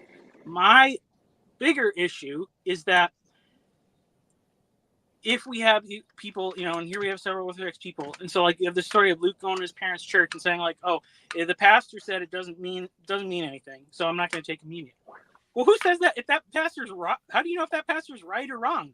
Because he says it, then like you're giving him the magical power. But if you think about like what is it? It's a meal. And a church is a house, is the house of the Lord, and so it's saying is only, and from my opinion, all the churches are houses of the Lord. And if you go into someone's house and they offer you food, what is your responsibility? And I think that accepting it would have been the better thing to do, not for whatever it does for him or his family, but for what it does for his relationship with his parents and the people in that church who have these visitors here. because I would notice way more the visitor that doesn't, you know, or whatever, or you know, so, and that's the thing, you know, if that's what you want to make a point, you know, by not doing it, you can, but I'm saying, why, you know, because I'm probably even more radical than you are, Michael, because I actually think that if a person leaves the Orthodox Church, that's all good. Like, yeah. I actually think that if a person is churchless, it's okay. Okay. Yeah. Like, we're all just trusting the Father. Like, something that I've been thinking about recently is, and I mentioned this in the last live stream that I jumped in on, is that right at this moment, I'm seeing people leaving the Orthodox Church and at the same going out into the wild, I said, right, at the last live stream. And I'm seeing people coming in from the wild, so to speak, and going into the Orthodox Church. And so my question is who's right and who's wrong? That's never my question. My question is always, what is God doing? What is God doing? Because I believe that God has us, right? Like, I just do. So whenever I see a movement, that's a movement that God's doing, that the Spirit is doing, right? And one of the thoughts that came out of that process of thinking about these things was,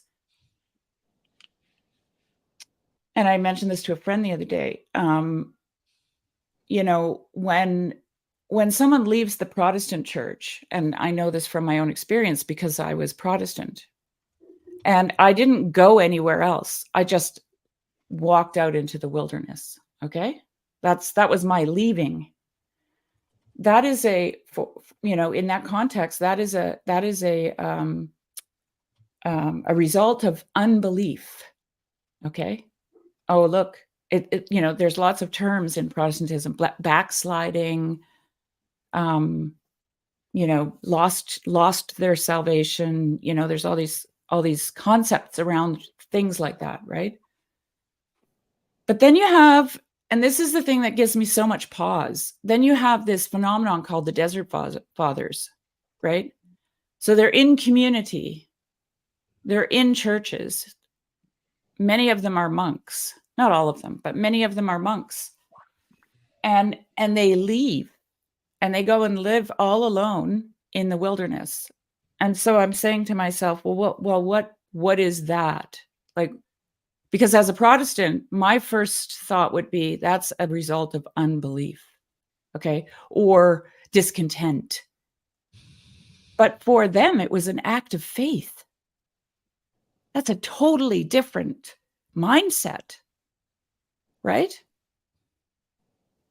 So I don't know. I think that there's got to be a way to think about these things that doesn't involve tribalism, because that's essentially what this is.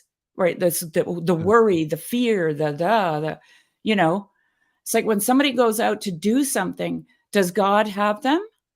Do we believe this shit? Right, like that's always my big question. How much do we believe this shit? Right, and what would Jeremy think if somebody in his Orthodox parish became a Mormon? What would that first feeling be? Right, what would be hitting Jeremy's heart, and how much could he leave that person in the hands of God? That's the thing that I think is the most important. Yeah. Well, and I think, you know, we only get to that place by actually getting to know the people in the different churches, and not just. Well, no, I actually disagree with that. I think the only way we get to that place is to know God. Well, okay, yes, I agree. No, really, but seriously. But that's what I see. But that's, you know, because, you know, my story is all like, I cannot make any claims to tribalism, you know, because like, it's hard, you know, I guess like, when Luke and I got to talk in person and stuff, we say it's like, it was so post-Christian. It was like, Catholics are my brothers, the Protestants are my brothers. Like half the time they're still going to like both churches. You know, my grandparents, you know, kind of came to this place where my dad got born again, and he said, I can't stay Catholic because it's going to be hard for me. It's going to be easy for me to go back to my own ways. And they said, that's okay, because this is, because God has changed you and you're in a better place. And then, you know, even like, it's like, you know, whatever, like, I can't say Sam doesn't love God because he has weird beliefs, you know, or, you know, about the Trinity or whatever, like, because I, you know, because I can tell that he knows the same God that I know. And so, yeah, you know, so, I mean, that's what I think, I mean, you know, is the key. And sometimes you can get that, I think, through but you know, and, like, you know, things, but... I mean, maybe somebody said in the chat that I'm very idealistic. Well, I am. Let me just say it flat out, you know, and I'm idealistic in the sense that I understand that humanity is the body of Christ. Okay. Not just Christians. All of humanity is the body of Christ. That's what makes me so idealistic.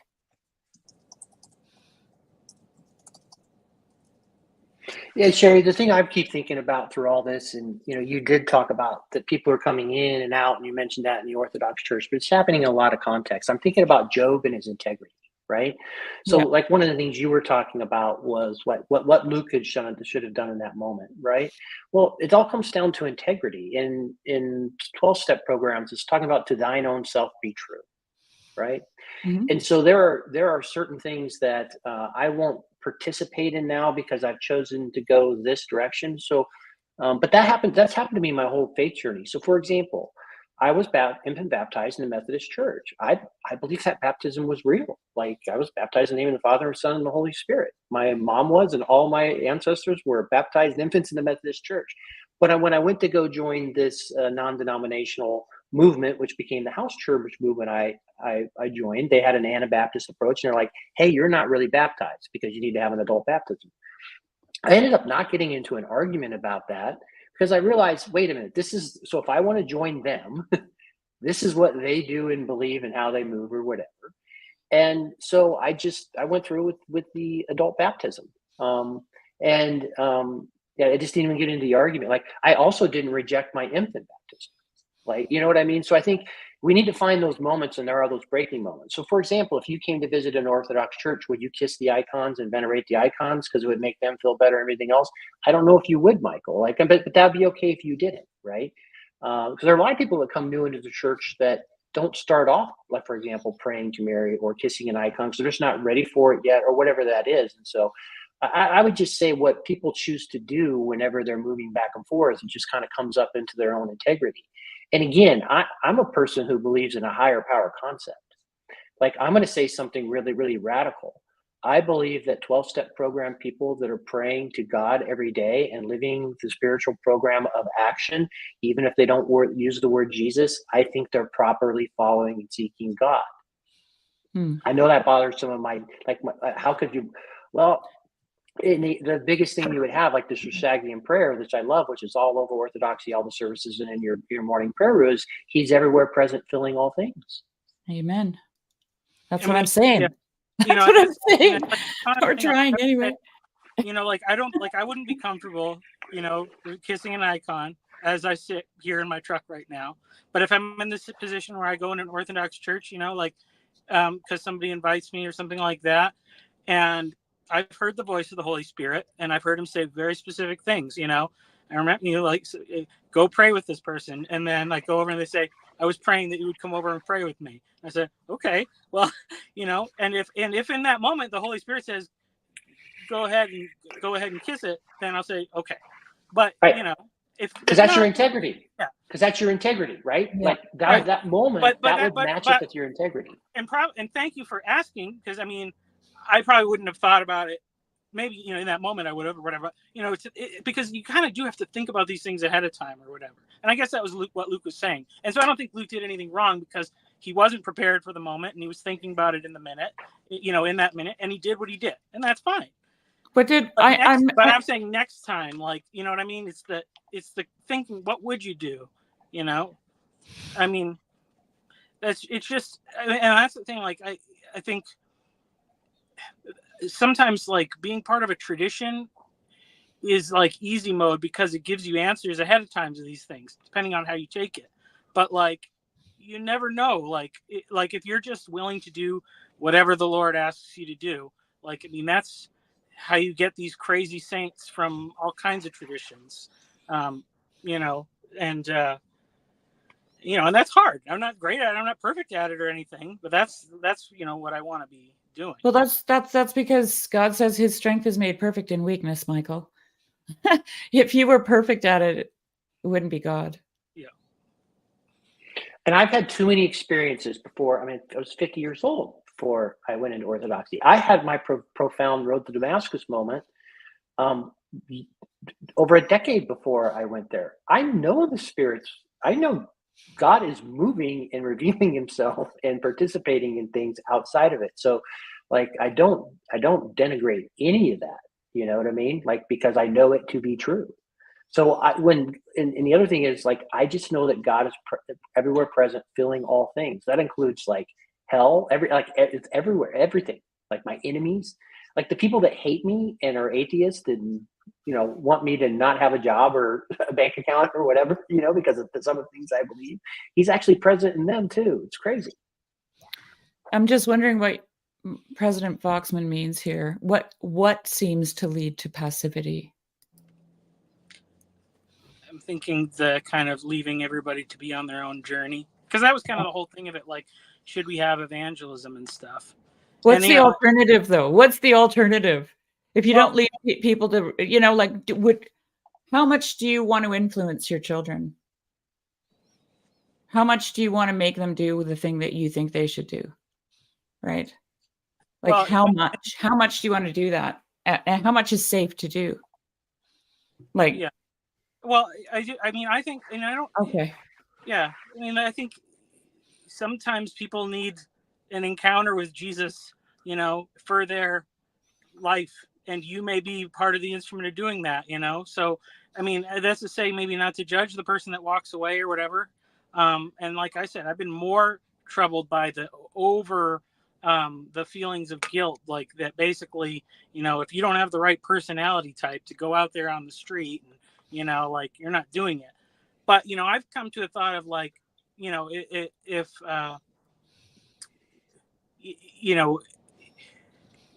if you're going to be bringing someone into this kingdom or whatever you want, like, just say, I mean, I don't know. There is a distinction between people who know, it's not about the eternal thing, but I'm saying here and now, there are people who know God and people who don't know God. God knows them, but they don't know.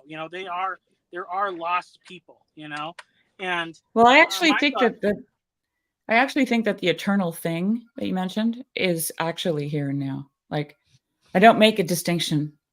Okay. The kingdom of God is within you, Jesus says, right? So, yeah. So I just don't. I think it's especially here and now.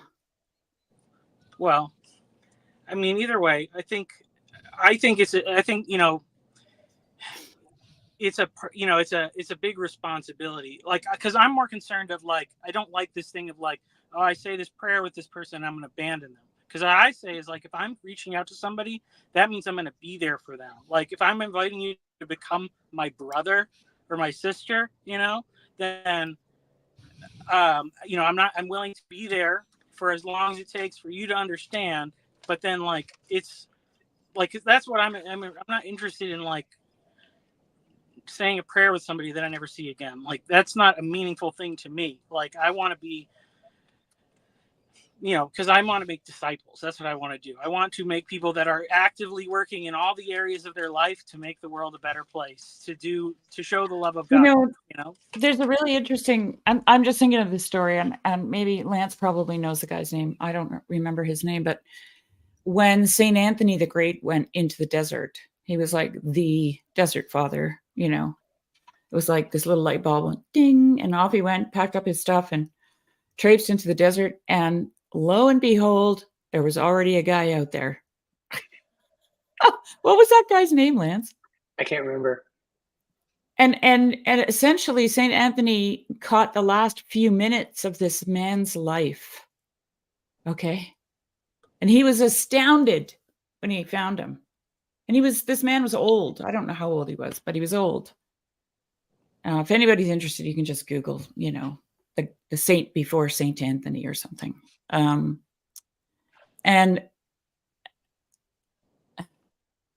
you know, this man was completely alone in what he was doing, and was constantly asking himself if he was doing the right thing, but he couldn't, like Lance said, he couldn't go against his integrity.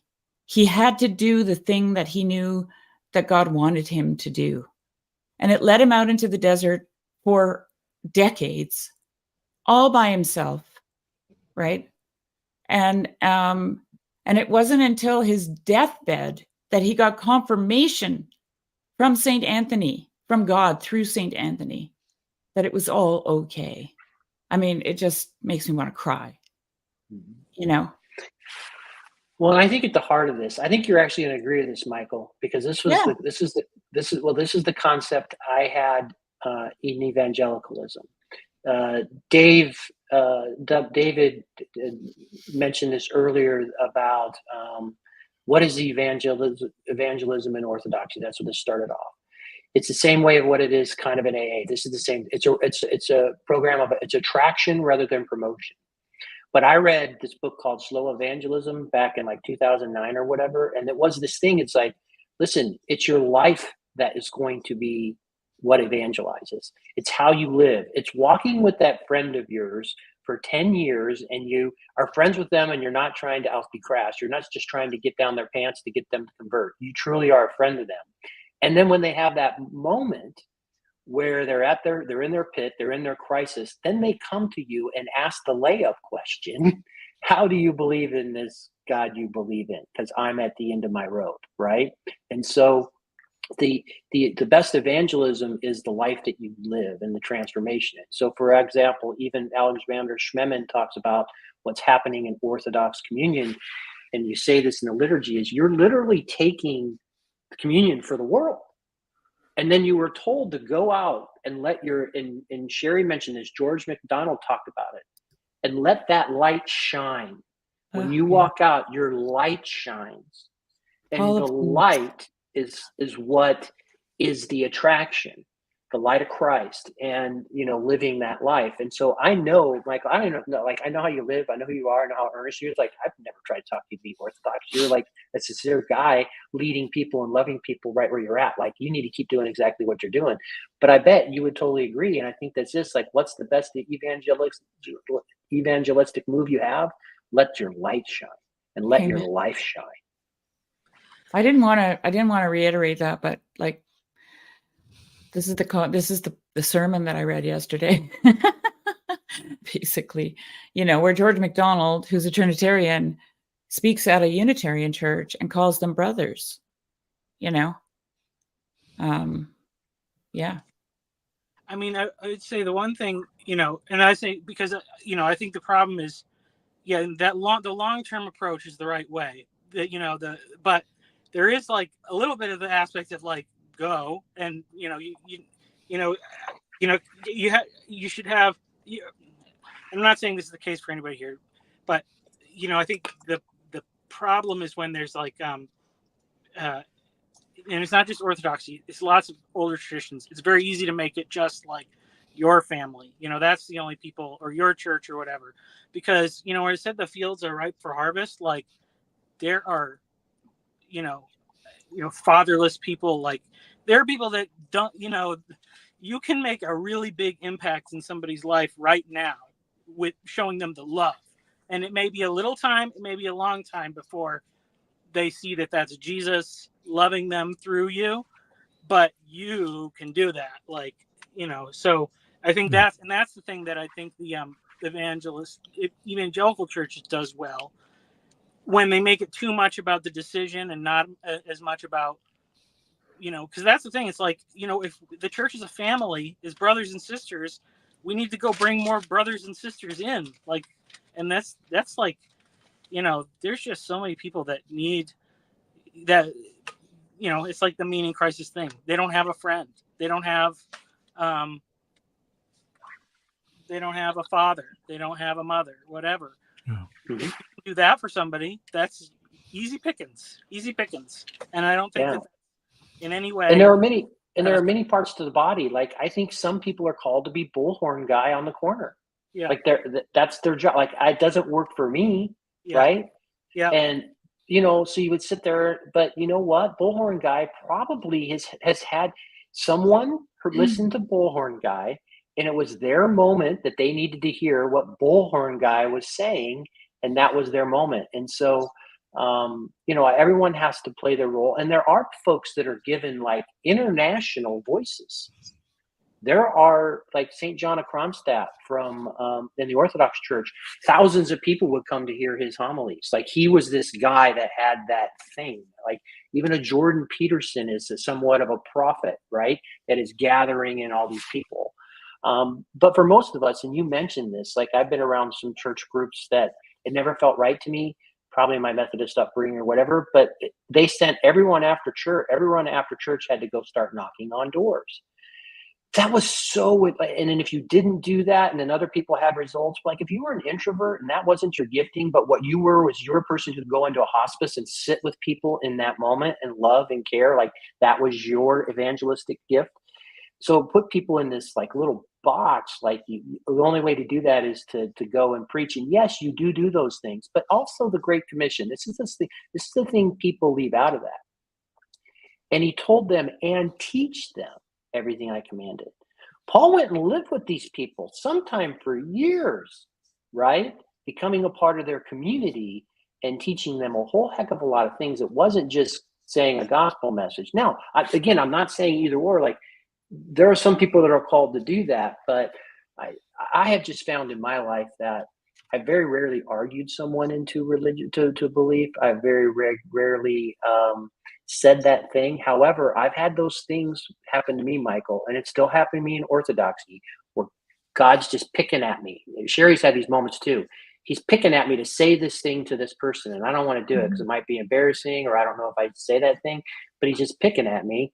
And then I'll say the thing, and they'll be like, oh my God. There'll be one of those moments like, I literally was praying for a sign, or how did you know that? That had to come from God, right?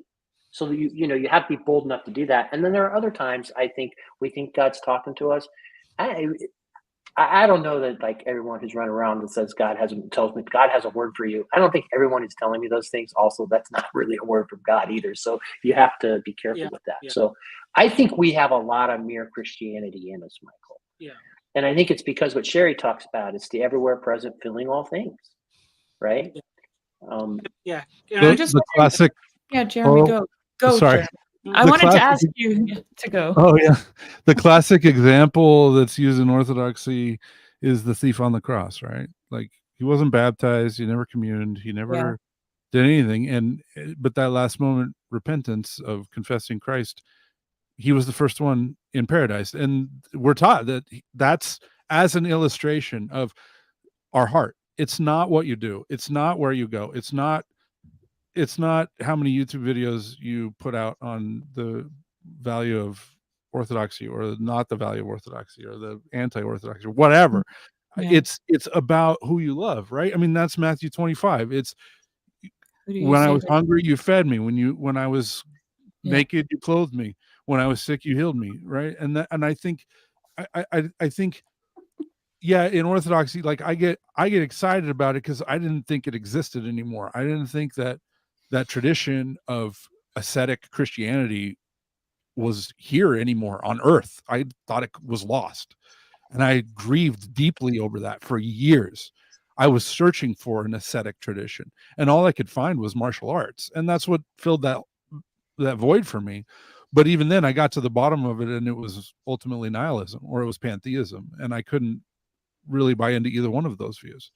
There had to be a person. And when I found that Orthodoxy was mystical Christianity, it was like the day it dawned on me, like it changed my life. Like, when I understood, like, it's what helped me understand John 1 for the first time, where it was both and, right? It's the all of the beauty, it's all of the joy, all of the sorrow, and all of the, joyful sorrow is the greatest phrase I think that is in Orthodoxy a lot. Yeah.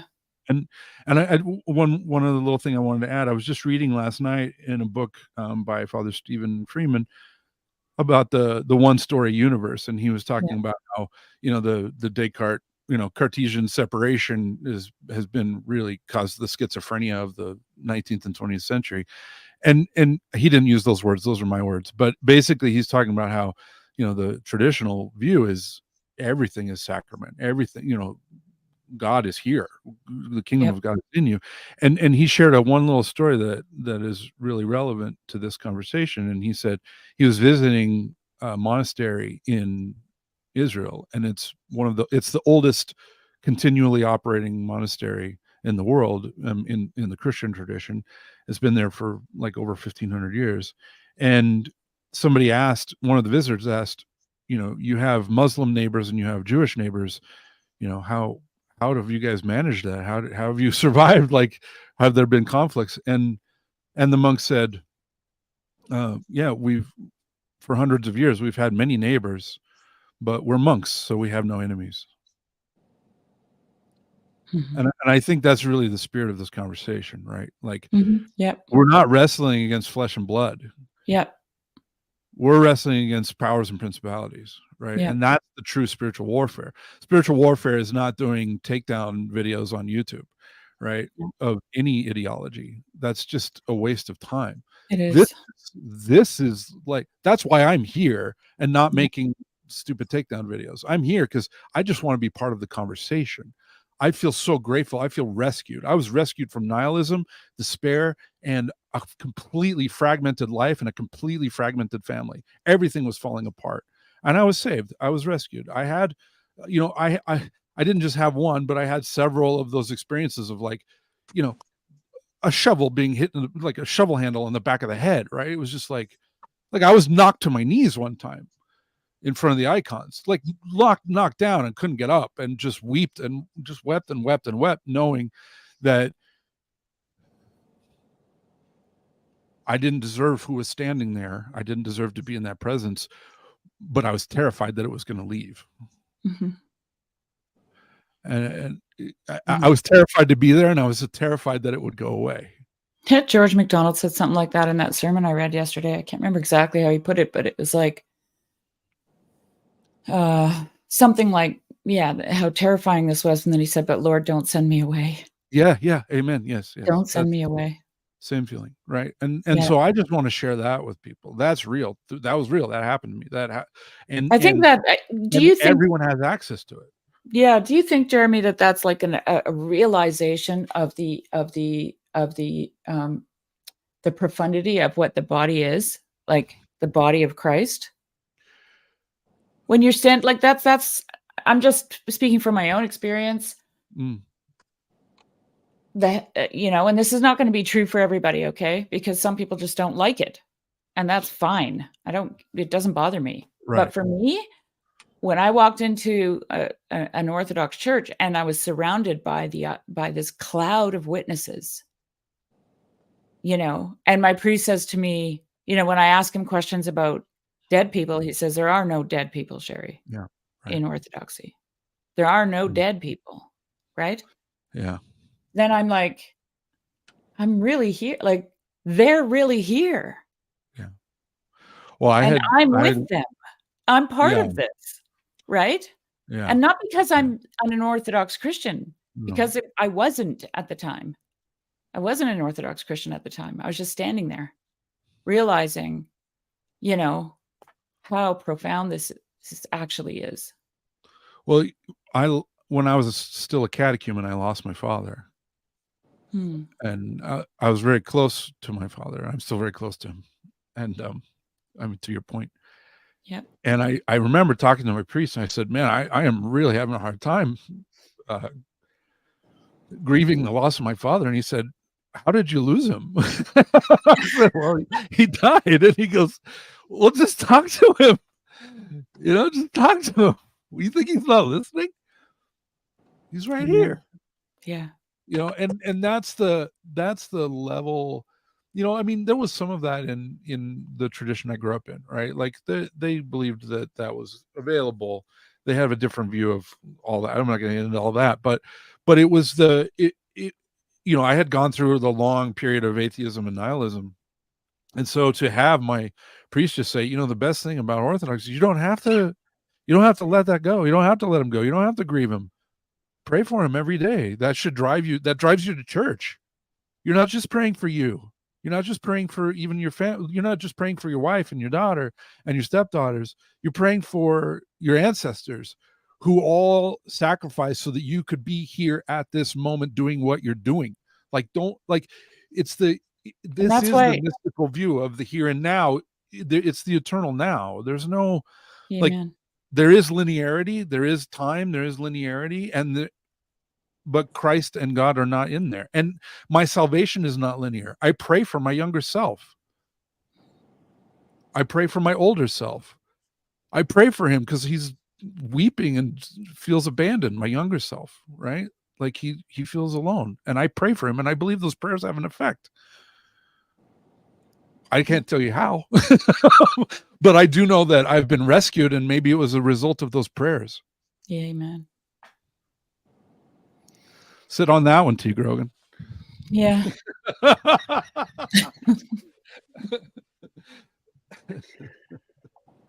Yeah. Do you think God can change the past? Yeah, obviously he does. He does all the time. Our whole idea of the past changes all the time. All you have to do is read a history book and your idea of the past changed.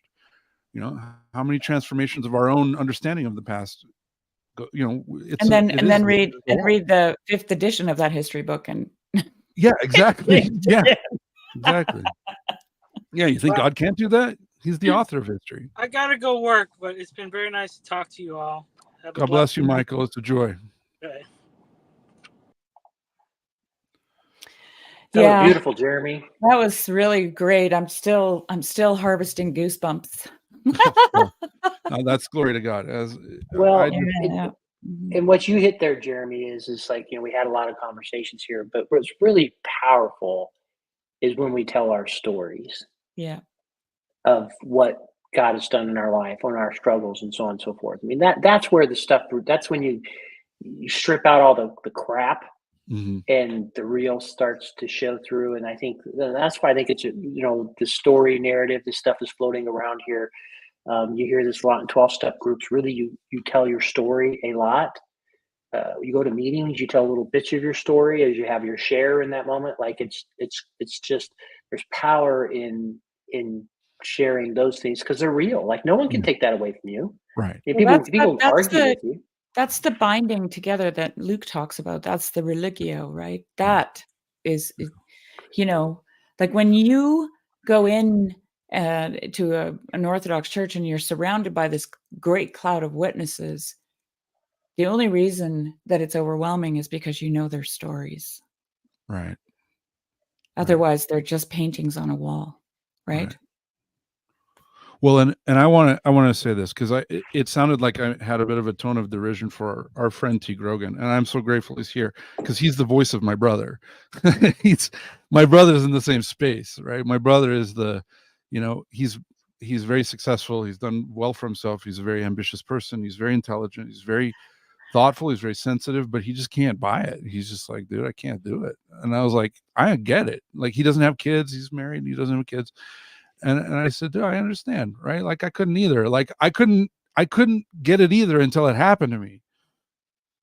And then it happened, and then I can't deny it.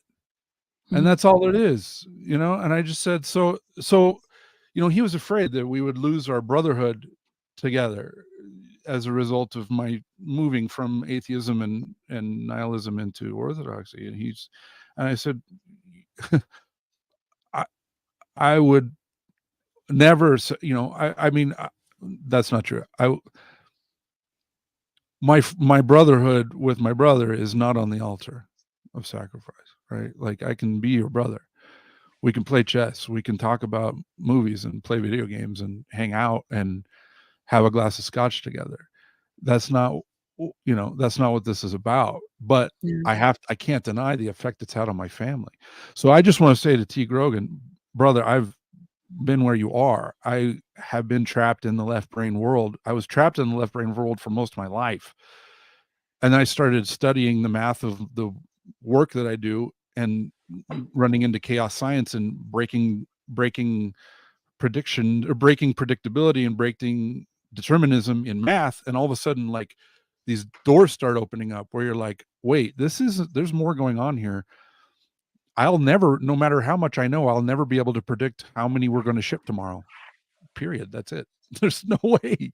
And that broke my it broke my materialist model. It broke this, like I had the Laplace demon living in my head. Like if we know the position of all and the velocity of all the particles in the universe at once, we could predict the past and the future. We could unwind it and move it forward. That's not true. That's not true. It's scientifically not true. It's mathematically not true.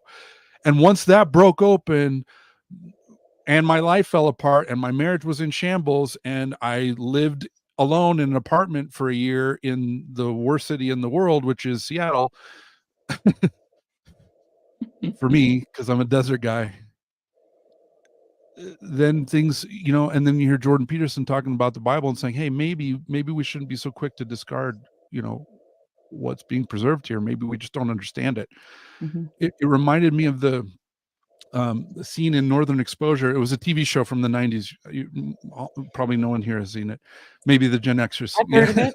I love that show. I love that show. And there was this one scene. There's this one guy. So a guy from New York. He's a doctor. He's been transplanted to Alaska to pay. Like they paid for his med school, and he's got to come there and live there for 5 years as a doctor to pay off his med school. Right. So it was one of those arrangements. And so he's in Alaska, and there's a guy in the village there in the town who's training to be a shaman. He's a young Eskimo, you know, young native. And I'm sorry if I'm offending everybody. I'm a peasant. It's fine. But anyway, yeah. Anyway, the shaman, the young man, is sitting in the bar, and he's talking to his grandfather, and they're just having a conversation. And then the grandfather says, "Oh, I gotta go." And he goes, "Why?" And he goes, "Well, the doctor's coming in, and it's going to make him really uncomfortable if he sees you talking to me." And he's like, "But you're right here. Why? Like, he would be able to see you too." And he's like, No. He doesn't believe that you can see dead people. I got to go. And so he just like leaves, right? And it's being reintroduced to. So as Jonathan Peugeot makes this point of like, we have thousands of years of humans saying that they see all of these things. And all of a sudden, in the last 200 years, we go, "Oh, they were all delusional." Like right. how hubristic is that? Mm-hmm. That's crazy. Maybe the people who wrote this stuff down were explaining what they saw, and we just can't see it. And maybe that's our problem, not theirs. Maybe they're like, you had 10,000 years of people being psychotic and crazy and out of their minds. Mm-hmm. Like, how did they function? How did they build these huge cathedrals if they were out of their minds? I've been around people who are out of their minds. They're in the woods listening to voices. They're digging holes. They're not building cathedrals together. No. Maybe they can see something we can't see. And maybe through a little bit of humility and through a little bit of practice and a little bit of ritual, you can start to taste these things. And when you do, man, I'm all in. I just read a story recently called Uncle Cornelius, and in there he talks about, you know, the world antecedent to the mastodon and the iguanodon, and, you know, and how, because the kid, he's telling a story to some kids, and they're complaining about, you know, the shapelessness of things. They don't like the shapelessness. Well, essentially, and he points out to them, they're lacking certainty. That's what shapelessness is. Yes. It's not defined, right? Right. And he talks about how these creatures, chimeras and gorgons, he calls them, you know, they gloom out from this past world, right? Mm-hmm. Every now and then. But because of our need for certainty, we just refuse actually to see them. Yeah. But they're there, right? Right. Well, you know, I ended up in this weird rabbit hole one time. I was looking at Guyana because I met very many beautiful people from Guyana when I was a missionary in Toronto, Canada. And I was like, maybe I go for a visit to Guyana. And there was this whole thread. There was a whole like body of videos on the house demons, like the house elves that live in Guyana, and you need to leave little offerings for them. You have to leave a little food out, or else they'll put curses on you. And it's just like, we're so quick to cast that away, but you have all these people who have the experience of it, and they see them and they talk about it and they tell you, and are they all hallucinating? Are they all delusional? I don't know. I don't know if I can believe that anymore. Right. Yeah. They all know about it. They all talk about it. And if you look at the effects of it, people die about it every day. People go crazy and kill each other, and, you know, evil eye and all that stuff is like, just because you can't put it in a spreadsheet doesn't mean it's not real. Well, you know, I just like to point out to people like that most of the most real things in our lives we can't see. Right. Like, how about the love between a husband and a wife? Right. Yeah. Do you have that on your shelf? Do you have that in your cupboard? You know, is it in a box? Is it in a big box or a little box, or like where is it? And even if you wrote, you can never capture it all, together. Right? And it's holding everything together, and it's creating new life. Yeah. Right. Yeah. And we don't have it anywhere. And sometimes we lose it. And, like, you know, in the story of the golden key, we don't even realize we've lost it until somewhere down the road, you know. But then, like, Tangle remembers the grandmother saying, just keep going, right? She doesn't remember when she lost Mossy's hand. Imagine you're holding someone's hand and suddenly you realize you've lost them and you don't remember when it happened. That's such a powerful image, right? Yeah. But this is the world that really matters. And this is the world that we live for. And it's not visible. It's invisible. Right. Right. Yeah. There's and you can participate in it. You can be part of it, or you can not. And even if you're not, you still are. Like T. Grogan says he's not participating, but he's here every day. Right? He's like, I don't buy any of this, but, like, why are you here, bro? Yeah, I think that participation, what you were talking, Sherry, about love, and as you were describing your journey or whatever, and George talks about this too, Sherry, it's like, you can't grasp these things. Like, they're not, you can't own them. You can't grasp them. You're not going to put them into an equation. Like, that stuff doesn't exist, but you participate into it. Mm-hmm. And so Paul's discussion, or his video this morning, was a little bit about talking about, Chad shared a excerpt out of the Big Book, right? Mm-hmm. And one of the beautiful things about the 12 steps and I had my powerful knowing experience after decades of seeking happened I was reading that chapter, and then I read something else, and it's this, what it does is it's an entry into participation, right? And the chapter he read out of it was a chapter to We Agnostics, right? And really what the 12-step program does is it tries to get you to set aside all your own prejudices, right? All these ideas you have, all this stuff you hold into so dearly, why you will or won't believe this, that, or whatever, and just ask, hey, are you willing to open yourself up? And are you willing to, then we're calling you into this participation to do these things, and being willing to just do that. And if you do that, like, you don't just, and they do it with you, just, are you open to just being willing to pursue your own conception of God? And it talks about it being broad and roomy and inclusive and never exclusive. Like, it's this sense. I mean, so if you're standing on the outside and you're thinking about things all the time, and you know all the book knowledge, and you can argue about this theology versus that theology, and you're got a head full of Heidegger and Kant and everything else, whatever it is. But if you haven't entered into a participation, in an open-mindedness and a seeking and a pathway towards it, like, you're just going to remain on the outside, and you're never going to grasp it. Like, right. Sometimes, like, everyone has their own path. Like, you might have to go down a certain road of, for example, investigating evolution. And then you realize that, wait a minute, there's a real problem in evolution in terms of starting conscious life like the probability jump that it would take that you came out of the primordial soup. Like there are these challenges and these big leaps of faith that they have to make, and so on and so forth. So maybe you have to get a little bit of head knowledge to open you up. I'm not saying that's it, but at some point you've got to quit just dipping your toe in the water, and you got to dive in and start to try and live it. Yeah. And it's in the living of it, and it's in the participating of it that I'll make this guarantee, because I've seen it. I've seen it happen time and time and time again. The people that dive in and are willing to let go of all their old ideas and pursue God through a participation with an open-heartedness, they will have a spiritual awakening, and they will come to know God. Well, like that sermon, I'm going to go after this, but I just want to say quickly, I want to close my thoughts with this. That sermon yesterday, he talked about how Jesus doesn't call us into knowledge. Like, he doesn't call us into the, how did he put it, the mind or the intellect. He calls us into the heart, right?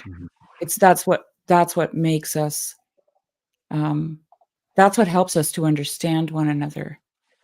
And this is like that, when you were talking about how you were looking at mathematics, Jeremy, and, there's that great quote that I love by Renee Thom, who said, there's only, there's rationality will only get you to a certain place, and those places are very limited. Yeah. And the rest you have to empathically resonate with, right? And that's a heart move. Yeah. And George MacDonald says, he's talking about opinions throughout that whole sermon. And he says, you can have an opinion, and that opinion can contain truth that is true for you. But when you take that opinion and you try to put the mantle of your opinion onto the other, what's missing is your heart. The thing that made it true for you. Right? Yeah. And that you cannot exchange with your brother, right? And so the problem with the opinion that gets passed over and over, he calls it a deadening thing. Mm-hmm. Right? Yep. Yeah. So and like, I thought of it when Lance was talking about being in something. And then Harding talks about this too, right? He talks about coming into the center of something.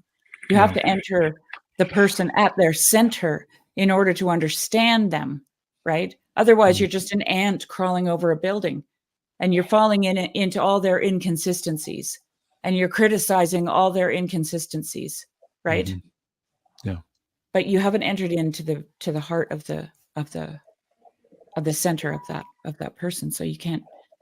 It's the same concept. MacDonald and Harding are talking about the exact same thing, really. Yep. I think it's also right along with Ian McGilchrist. You were saying, Lance, grasping. That's literally what the left brain does. The left brain is constantly trying to grab things. It's trying to pin it down, identify it, and separate it from what it doesn't want to see and grab it. And the right brain is context. It's what's opening you up to what it means. Yeah, to possibility and to interesting things and nuance and surprise. Well, it's got its eye on everything else. It's got its eye on everything else. Yeah. Right. And the left brain is just simply focused in on it's like hyper focused on the thing that it's trying to grab. Right. And highly confident.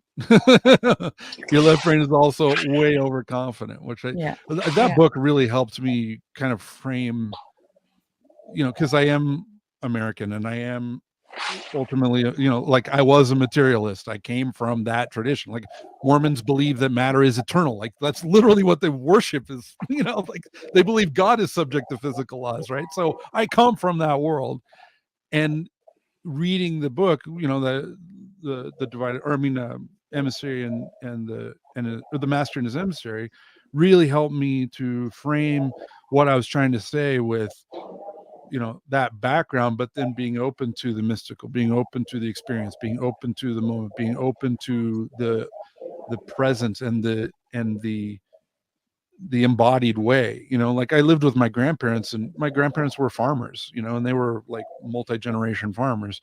And my grandmother was like, oh, I saw the first robin today. That means spring's coming. Did you see those last night? Those are the mayflies. We had a hatch. That was the first one. There's going to be another one in about 2 weeks. Like, she just lived in the world and saw it, and it opened up to her. Yeah. And I had I was in my head all the time. I didn't even see what was in front of me because I was thinking about what I was doing next. And that, just living with her, exposed me to that other way that's a much more life-giving and much more fulfilling and much more meaningful way of dealing with the world. And so anyway, I keep giving these TED Talks. I'm sorry, but I love it. It's wonderful. All right. Well, I'm grateful to be here, and I'm grateful to be a part of this. I really, I've been with Paul since the beginning. Like, his very first videos, I saw Jordan Peterson put up that free speech video like the day it went up. And that's what, I was like, who's this guy? Yeah. And and that started me down this path. But you guys are my heroes. I like being in the call earlier with all of my heroes in this corner. I'm grateful to be a part of this. And I'm working on a channel. I'm actually doing a symbolic analysis of the movie Ad Astra right now. That's going to be kind of my premiere. It's like a masterclass in symbolism. Like, that movie is all symbolism. So I'm working on that right now. Ad Astra, to the stars in Latin. Ad Astra. It's got Brad Pitt. And Brad Pitt was in it. Is like a very small part. Tommy Lee Jones. I don't think I've seen it. It's a masterclass in symbolism. No, not really. I don't know, 3 or 4 years. Okay. It's definitely a science fiction movie, but very human. It's a very human science fiction film, as good science fiction is, right? So, anyway. Well, I'm going to sign off, guys. But I think, it's a good place to wrap this up. And Sam had to work, called him away in the middle. So I think I might have saw a comment. Someone thought Sam rage quit. No, he didn't rage quit. He just had to go do his day job. So Sam's a big boy. He can handle himself in these conversations. So I wanted to say too to Phlebas, because Phlebas, I can't find the comment, but he said something about that sermon yesterday being a sermon or a rebuke. I think it all depends on where you're standing. Phlebas. It's a very right brain thing to say, right? It's all about context. Yeah. Yeah. I mean, if you want to read, you could take it as a personal rebuke. I did. You could take it as a rebuke towards the Unitarian Church from George MacDonald. I'm sure some people read it that way or heard it that way too. And this is why I said earlier to Luke, we can't know what you mean, right? Because there is and I get this from MacDonald. He talks about, because people say to him, well, what do your fairy tales mean? What if somebody asks me and I don't get the meaning right? He says, well, maybe your meaning is superior to mine, right? So it's totally subjective, like how you're going to perceive the fairy tale or the sermon or the rebuke or whatever it might be, right? Yeah. And I would just say, let the chips fall where they may. I mean, I'm really, and I bet there were Unitarians that resonated with it on a deep level and remained right within their Unitarian frame, which is wonderful too. Exactly. I just kept hearing him say, to that which you have attained, walk by that. Okay. So whatever you know as a Christian, walk by it. It was all about obedience. That whole sermon was about walking in what you know, and what you don't know, God will reveal it to you, he says. Right? Maybe he won't, out of mercy. Or he won't. He doesn't want you to be held to too much, right? Like, that's what my priest said. He was like, why are you trying to understand this stuff? Like, do you really want to be held to it? Like, do you want to know it? Do you want to understand? Yeah. I was like, oh. Yeah. Like, there's a responsibility to that. Down, right? Like, that's an interesting way to stop, because my aunt, who is the spiritual powerhouse of our family, and she's kind of in the Assemblies of God still. She had a very powerful experience, but she's the powerhouse engine of the spirituality on that side of the family. And to her, it boils down to, when I asked her about things or whatever, she said, Lance, it all just comes down, I'm just called to be obedient. Yeah. I just do what I'm asked to do. Sometimes it's scary. Sometimes I don't understand.